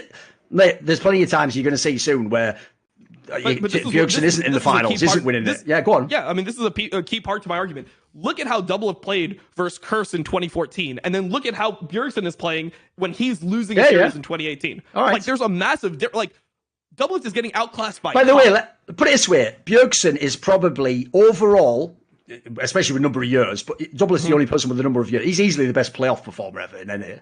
Easily. By the way, spoiler: I also think part of that is mid lane. But I also agree he is the best anyway. Like, still better than Jensen probably domestically. That's why you're right. I would use international to make that argument. So I don't have a problem with that. I'm just saying if we're going to do the whole, how can you not win? It's like, homie, look at how can't you beat the Golden Glue? You know what I mean? It's the same argument, Dom. If you can't, how can you not beat these guys from Vulcan? How can't you beat shitty Golden Glue? Well, it's the same argument.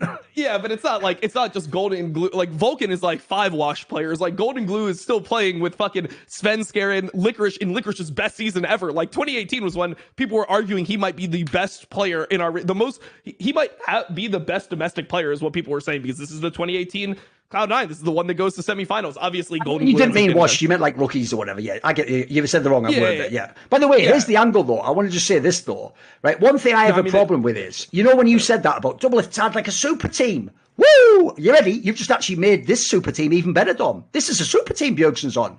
He has the best theoretical super team. Yeah. Yes, just like Doublelifts. You nailed it, except Doublelift was never a super team, or even theoretically. Here's the problem, right? Look at the bot lane. That was literally the best bot lane in the West. It wasn't a nickname. They were the best. They even defined the whole game. If you go watch an Origin, I know everyone goes, I love Expecki and Soaz. It's like, that team was like Soaz, the bot lane, and then and then Expecki and Amazing just know what to do in League. They're not great players. They just know what to do. That was the whole thing that took that team to the fucking semis of Worlds, and then G2's fucking amazing. All that shit was this bot lane. That's why they were in Origin really good. Then they were in G2 really good. They were the shit. So that's on paper a banger super team. And by the way, Mithy is far from some fucking idiot player. It's an amazing player.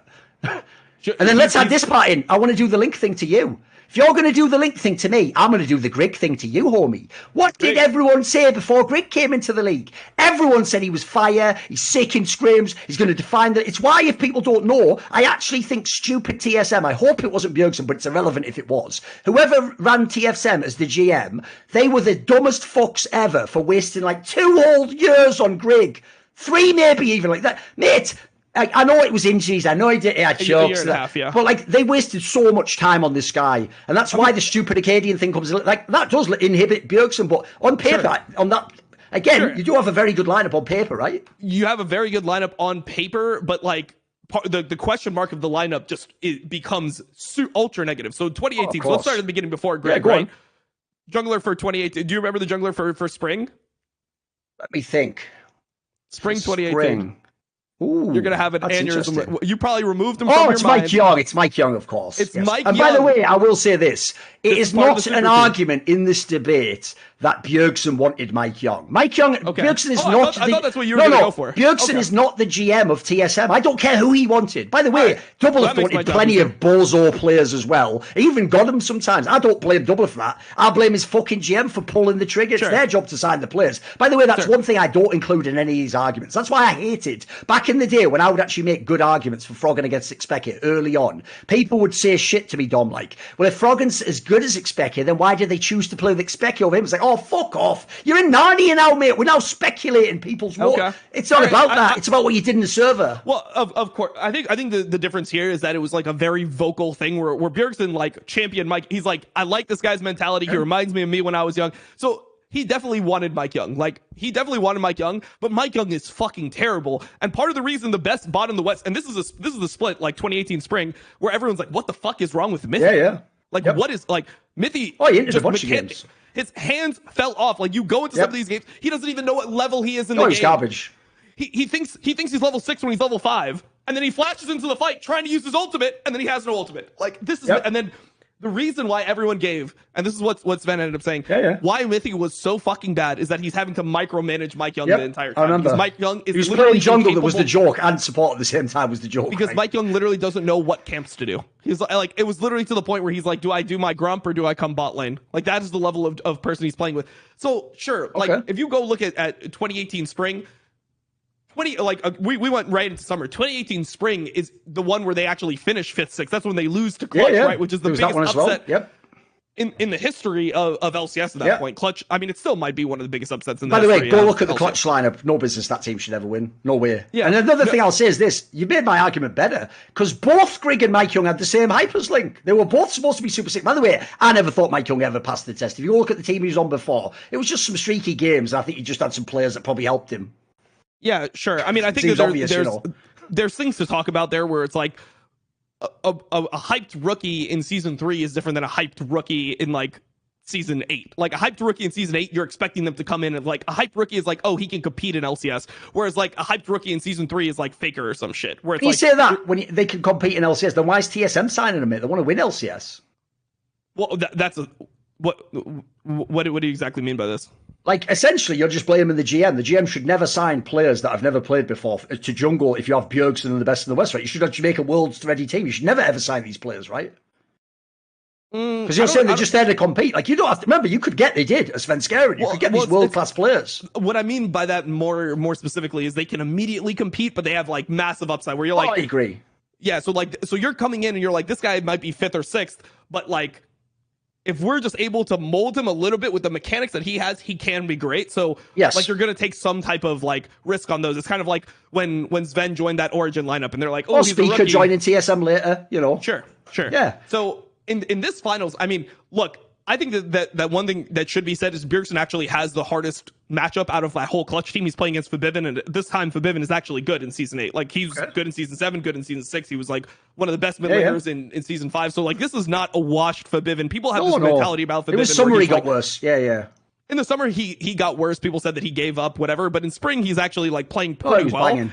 And in the games, Bjergsen actually cannot play with some of the things that happened with Mike Young. Mike Young literally ruins the entire fucking game in this playoffs multiple times, and this is the main reason he gets benched. Is after the 5th, 6th performance, it's like we can't even wait for you to potentially let this click. Like you are that bad. You need to go out immediately. Let me say this then: you didn't do any of that for Doublelift in any of those playoffs he played before. As in, if he had a lineup that failed and other people shit the bed all over the map, you weren't like, well, what can he do? You're like, Doublelift also didn't play well, right? But I don't. Yeah, I think Doublelift also didn't play well. I don't think Bjergsen also didn't play well here. That's my argument. It's like I think Bjergsen is actually playing pretty well into the Forbidden.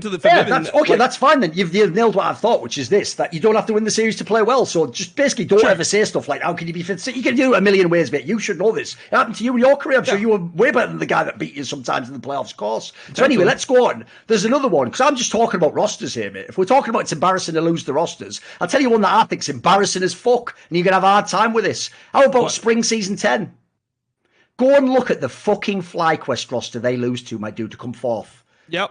I'll show you it, mate. 10. So this is I know what it is. Let me just think for a second. So this is the Santorin solo lineup. This is the Santorin. This is when Solo joins in the middle of spring, correct? Yep. So Solo joins PoE. Yep. And then it's Turtle and Ignar. Like they're all good LCS players, but that's not like a championship team. Yeah, no, I think that this is actually this is one of the splits that I count the most against Bjergsen. Oh, fair enough. The problem here is that like this is probably for me Bjergsen's worst split. Oh, fair enough then. Yeah, I also agree. I think this is actually when his career started. Yeah, changed as a player after this year. Exactly. I think his summer is good, but I think his spring was whack, and I think that he was trying to do things like he didn't look like the same player optically. Like even in season 9, I thought he was still like, oh, he's still Bjergsen. He still can be the best. He had some carries, for sure. But the problem is in season 10, like look at how fucking terrible Doublelift is doing in season 10. Look at what Doublelift is doing. Yeah. He was nailing in the spring split. He was, of course. Well, he does, and this is a consistent argument that I want to make as well. That Bjergsen can adapt to the meta. Doublelift cannot adapt to the meta outside of like the 80 carries that come back into the meta, or like a super broken 80 carry like Kai'Sa that comes in that it's like, oh well, if you play like other champions, you have a similar skill set. That whole angle was even a good thing you said at the beginning. Actually, a great point for Bjergsen is that he had all the styles. Doublelift does only play Uzi Doublelift League of Legends. That's all he does. He actually can't weak side, in my opinion. He might have done it in the season 10 summer one because he just played Senna. Spoiler, it was weak side champion. But he was never a weak side player, I agree with you. That's why you have to build your team around Doublelift if you make him. Yeah, I mean, and in season 10, it doesn't even feel like you can build your team around Doublelift because he doesn't play the 2 best 80 carries. That's true. As soon as they come in. He didn't play Aphelios, and he eventually got sent up, but only late in the playoffs. It's true. So he wasn't good at the spring, he's garbage at both. Like, it is literally like, it's an eyesore. So he's not able to play that. And then season 9, season 8. Season 8 is when they first do all the mages come bot lane. They nerf ADs by like 5 AD, which makes all the mages come up. Syndra, and even if you look at like the 2018 finals, the one that I just looked at right now that we were talking about, or the semifinals where Bjergsen is playing Aurelia and they just lose, where he has to buy QSS like first because of the Malzahar, and he's actually up like CS in lane and he's 2-0, but the map is collapsing, whatever.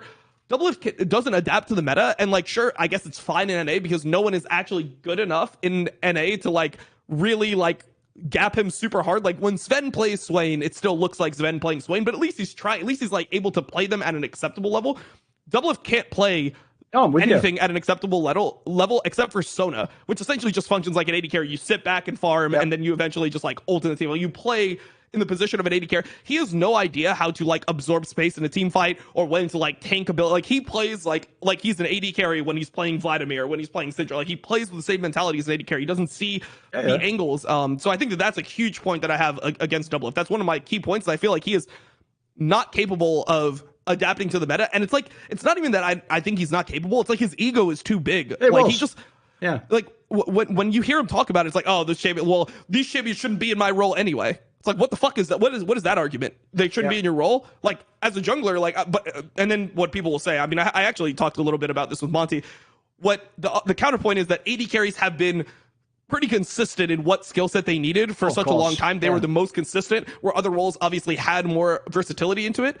But like, you have to be able to try to push the boundaries sometimes and find out what is viable. And this is like when you see great AD carries come into like Worlds in this year, and obviously this doesn't count for this argument, but this is just to flesh out the point. When you see players like Teddy, you see players like Viper, they can play the Yasuo, they can play the Vladimir, they can play the other champions that are coming into this role, whereas like Doublelift does the reckless approach where he's like, I'm just going to play AD carries, and like if AD carries aren't viable, I'm just going to fucking quit the team. By definition, you can't be the best player in that case. And also, I'll also say, that's an area I think Doublelift and Reckless were mad bitch made. Like, if people don't know, even my boy Upset was flexing and playing some of the majors and could have played more if they drafted. Like, it was a thing at the time. There wasn't a notion of I just won't do it. Well, you won't be the best. So I agree, that was whack. I even think that's a good point you make. And I'll also say, by the way, I'll just say one split right now, because I'm also going to make some of the points myself, but I agree with you. One thing I think right now, anyone who says that line, like, Bjergsen can't win without Doublelift, right? The joke is, Bjergsen gave Season 10 Summer Championship to Doublelift. The other way around. Like, on the other ones, I think many times they were 1A, 1B, and we can argue those ones. This one, though, that isn't even a ring for Doublelift, in my opinion. Like you say earlier, he doesn't get the ring. He isn't even the second best of that team, mate. Like, it's probably like Speaker. It's probably like Speaker and Bjergsen, if I had to guess, you know. It's BB. Oh, could have been. He actually, I think Broken Blade even carried the finals, maybe, right? Smurfed in Game 5. I would say, in terms of performance, like, Doublelift is bottom two. The bot lane is essentially the band-aid for this team. Like, he's not even winning lane against Wild Turtle, and at this point, Wild Turtle is completely washed. So that one's by the by, and that's also why you don't ring count, by the way. Because, by the way, the area that the ring counting fucks everyone up. You said it with Blabber. It's when you get to roles like support and jungle. By definition, you could potentially win without being the best. It's why it's so... like, put it this way. If I make a top 10 players of all time in support now, is Wolf from SKT going to be above Matter? Is he fucking shit, mate? In no universe. A lot of people he will be. I mean, I know for idiots. It's hard for me to even argue that Canyon is better than Bengi at this point. Like, people will be like, why not Bengi? It's like, because Canyon is literally the eye test will tell you everything. Meta. Yes. Season 10 is a jungle meta, and Season 10. Season 10 is a jungle meta, and Canyon's the best jungler in the world, and they win a ring playing around jungle. He's probably the best player in the world, Yeah, maybe the best player in the world. Like, him and Showmaker are probably the best too. The other thing I'll say is just this. Just to point out, it is the same argument. If you ever do that, like, if you're so sick and dominant, then how could you not win this game, place X? Well, the problem is, Bjergsen has like half a dozen splits where he's not even top 2. Where it's just like 3rd, 4th, 6th, 5th, sometimes with Doublelift even, by the way. So all I'll say with that is, I also think it's just a waste of time to only, like, obviously you have to look at the performance. Like, wins and losses aren't just whether you played well or not. Like, spoiler, sometimes Bjergsen, I actually think it's a Season 5 Summer's a great example for the split. He's probably the best player in the LCS, but they don't win the split. Yes. And they probably shouldn't even have been in the finals if you look who they played in the semis and the like, they had chances to lose all the time. I even wrote that article. Semis and they were, and he was supposed to beat those, Well, he was supposed to lose. We were the 1 seed coming in, but like, he smurfs his finals and they just outdraft us. Like, one thing we weren't prepared for was the Azir. Like, that was Phoenix's champion, and they were just leaving it through. And we were like, oh, we were just like mind gamed by the fact that he actually had other picks. It was like Rune Glaive Ezreal that was in the meta, so it was like a poke champion that could beat the Ezreal, and he was actually really good on it. So we didn't want to pick it, but then he picked the Azir, and we didn't have an answer to it. So. I mean, that was a split where I think he also, like, people will say that he underperformed in finals, but I think that they just draft gapped themselves so hard in finals because of it was Dyrus, the one where Dyrus couldn't play the Yasuo, and what happened was Darshan famously had his large champion. He played Yasuo and a Nash, shit on him. So Bjergsen took the Yasuo, but that actually made the mid lane kind of stupid. And then Paul Belter, I know famously someone even came on a show and was like, he shit on him in minutes. Like, well, not really. Like, he just had the way better team and he had the champions. You know, like the other guy had to take the bad matchup. So I agree. That's even one where, if people don't know, after that split, I wrote an article about Bjergsen. It was called like Brother Bjergsen's fucking burden or something, and it was about about the fact that like, Bjorksen's like way too good for this team. Like, you've got to re-up these players. Like, yeah, they wouldn't spring. You've got to change these players out. And spoiler, they did cut those players, of course. You've got to get them out. Like, they're not good enough. The joke is, if you have the far away best player, you don't win like that. You fucking something up with the GM role. Yeah, this is something that I wanted to talk about that you just kind of gave a segue into, which is the fact that people discount Bjorksen because all of his rings are on TSM, where they're like, but like Doublelift won a ring with CLG, he won rings with TSM, and then he won like another ring with TL. For me, I don't know how you feel about this. I don't give a fuck if you play on the same team, but 4 of their players change. If you're able to like then win another ring, it's not like just because somebody went to another team. But sure, maybe I mean, in season 6, the coach is different, all the fucking players are different. And then he's able to like win a ring in season 6 summer, like with Doublelift. I don't think that counts against Bjorksen because like he didn't change teams physically. Like if he changed a team physically and he had 4 different players, like it's the same thing to me. Like sure, maybe it's material sense. I agree. It's just what lineup you have is what lineup you have, and that's what we're judging it off. I agree. The org technically doesn't matter, but I will say that's basically just like an abstract discussion. Like essentially, I could make cases like. Put it this way, it depends what your org is, right? I would say if you want to be on an org and win championships, TSM's a brilliant one to stay on, just like Cloud9 is, by the way. Yep. Just like later, Team Liquid would have been if you stayed on that for 6 years. These are the orgs you want to stay on because they'll re-up the pieces around you. That does help. So in that sense, it was partly because he was on TSM. But spoiler, if he'd have just swapped and taken like fucking Jensen's spot on Cloud9, they'd have built a great team around him too, and he might have won then, right? So I do think, because essentially, spoiler, the only reason they're doing that argument, Dom, is because Jensen and Doublelift did win on other teams. They're just trying to make like but in this area I'd pull you down. But as you say, it's about what team you had and if you won. Because obviously it can go the other way. I actually think I've just made this case. I think if you look at certain other years, especially in those latter years, the other detail people never mention about like season 9, season 10 for Bjorksen is this is when fucking TSM famously is spending like 3rd most money and they're trying to win the championship. So what they're doing is, first of all, they have Bjorksen on a smaller contract than he should have been because he signed too early with a massive contract. And then they flex that to just get like cheap play. They put in fucking people like Acadian. They bring in fucking people like Smoothie just gets resurrected into League of Legends, like after fucking the wilderness to be their support. Like that's, and even Broken Blade, that's just a gamble. You like just get some guy from fucking TCL. Like that's not, you aren't doing like what Team Liquid does this year. Like I'm going to build the God team around you, homie. So actually, it can even go against you in TSM. I think in the early days it was brilliant to be in TSM. I think later they actually just abused the fact they had Bjorksen. Basically, the analogy would be in some of the years before season 10, like I'd say like season 9, season 7, maybe the season 6. No, it's not. Sorry, season 7 in terms of Wild Turtle. Like season 9 especially. Season 9 was like they were just doing Bjorksen like they do fucking Aaron Rodgers in the Green Bay Packers, mate. They were like, look, we're going to give you loads of money and you're here, but like we'll put nothing around you. But you're supposed to win. Just do it. Just win with anyone. And the fans are going to think that. So they're going to go, oh, you asked for that. No, it's like it's all bollocks anyway. So let's skip to some other stuff because that's a great. That wasn't really a major point, man. Like here's one angle I would go to now. So one thing I thought was really whack was when you talk about him winning season 7 spring without Doublelift. So you're doing the other side of it, Dom. They're doing that he can only win with Doublelift, and you're doing the like, but without Doublelift he won. Well, here's the problem I have with that. So one of the teams that like I went and looked, who were the top teams this split, right? Cloud9 has that team where they're taking Impact and Ray and swapping them in and out, and they're going the sword and the shield. Like, first of all, like for LCS that was good, but that was already a bit like, what the fuck? This is some like experimental shit that's too far, mate. They had contracts as like a rookie. Now everyone's going to go, he was so sick. Like he was just a guy who, it's still the contracts he is now. He tried to pop off and he had an amazing team, one of the best mid laners, and he was in a sick team and he would look good. Meta is slightly different. I think it favors him. This is like when Rengar is like really OP and like Kha'Zix is really OP at the beginning of the split, so he's able to play the assassins, and I think that that's actually a big advantage because a lot of like the older junglers just didn't play assassins that much. It was more of like the solo queue players played assassins, and the players that have been playing competitive had played like Rek'Sai and Elise and Graves and all these types of picks. I'll just quickly make the point though, because the point I'm going to lead into is then you go to the third team. It's P1, Phoenix 1. Not the ones you're all going to go, oh, you mean with high? No. You're thinking of the team. This was P1 where he's with MVP. Zig. Yep. He used to be from season 2, by the way. He wasn't fucking good then. Then they have Ryu. By the way, spoiler, there's so much Ryu in this discussion that you never mentioned. Ryu was fucking washed before he ever arrived to NA. The joke is they even brought him back later when he had no business because they were just like, look, you can sort of just vaguely play the game and you're not an idiot, so just come in the mid lane years later. Like, he had no business being on 100 Thieves. That was Nade Shot. Like, he got absolutely fucking fleeced to get buying Ryu, because I bet they told him, like, this guy was once like second to Faker, Nade, like doing all that shit. Like, he was not a good player in season 8. Season 7, sorry. Season 7, Ryu was not that good. Remember, this was right after he came off semifinals of Worlds, right? I think in that team, he was a very average mid laner by the time he got to Europe, even, mate. He was probably about average to above. Remember, he could barely communicate with the team. Yeah, I thought he was.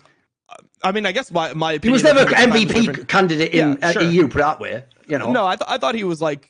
I definitely wouldn't say he was like bang on like fifth. I would say maybe he was like. I think that where they were placing, I think they got 2/3 and they qualified like that, right? That was how they qualified. I think that he was probably about the third best mid laner in Europe at that point. I think the rest of his team was amazing, and he was the obvious weak spot. But anyway, we can put that to one side. What I'd say is this: so Cloud9 has Ray contracts.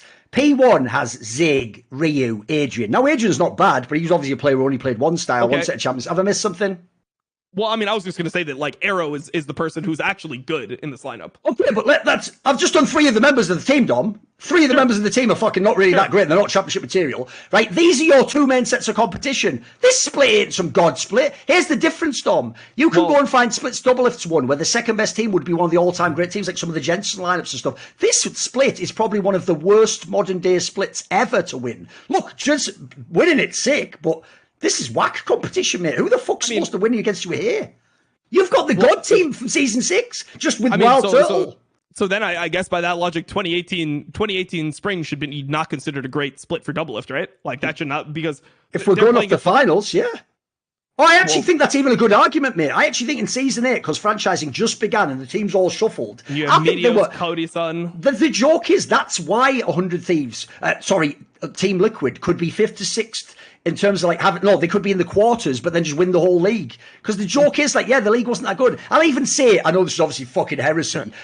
It's amazing that Doublelift came through his tragedy and won in the finals, but it's also one of the easiest ones to win, my dude. It's not like it was his greatest challenge and he beat like it's not like he was LeBron beating the Warriors when they're like 73 and whatever. I mean, it wasn't like that, was it? I'm with you. I mean, Paul Belter is like gapping the fuck out of Ryu in this finals. Yeah. And by the way, I actually think, ever go back, this is an interesting angle. Look it up. I've looked into this a lot myself. I actually think the real best team in that split, and maybe even that year, was actually the Echo Fox team. They just fucked it up somehow. You go watch them, like Dardoch was fucking popping. That was when Hooney was still really good. They had a pretty good team, mate. They just somehow fucked up the playoffs. I thought they were the actual real best team. Sure. I mean, season 7, there's other things on season 7. I'm confused. We keep going from season 7 to fucking season 8. Okay. Go back to season 7. Make your point then. Go on. Well, I would say that also this is to me like Svenskerin's worst split. This is the one where Svenskerin dies. He just walks into the enemy jungle and dies every game. Like this is just and Svenskerin's just running it down. The bot lane is not looking good either. Like it's like, oh, Wild Turtle and Biofrost, it doesn't really look great. And this is where Hanser actually steps up, and it's like Bjergsen and Hanser are like, he was an MVP candidate. Yes. So I mean, I would say that this is like, sure, his competition might not be the best. I don't know if that's like a slight on him necessarily, because I think you can say the same thing for Doublelift later. I'm just saying you have to say it. You didn't say it. Sure, I mean, I'm not hating on you. I might but have said it. If we rank, oh, maybe you did in the 6-hour mod. If we rank the rings, this is going to be near the bottom, right? This will probably be the. Let me see. No, you can be the bottom one. The bottom one is.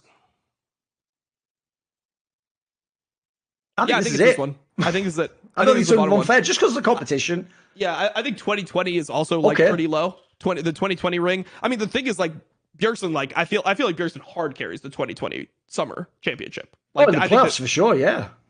Well, he's probably the best player in the whole playoffs. I mean, I think he was one of the best players in the entire. No, he was the best player in the playoffs. I'm saying.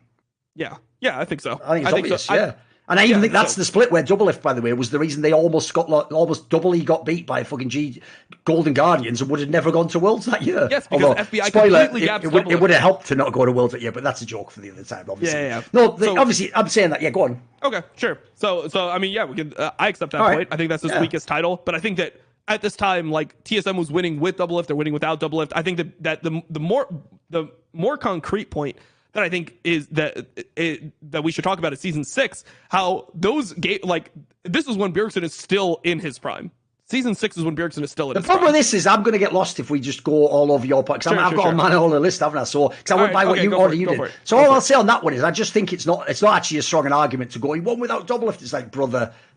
It's not like Wild Turtle sucked. He was still decent. And also, as you said, it was solos that carried. They had Hornets, one of the absolute best. Yes, Svenskerin had a bad split. It's not like there's god junglers around the league at this time either, mate. Like, jungle's always been fairly weak in NA. Who's the best junglers at this time? Well, I mean, the one that people thought the team that people thought was going to be really good was the Dardoch team with the and I think Dardoch was way better than him.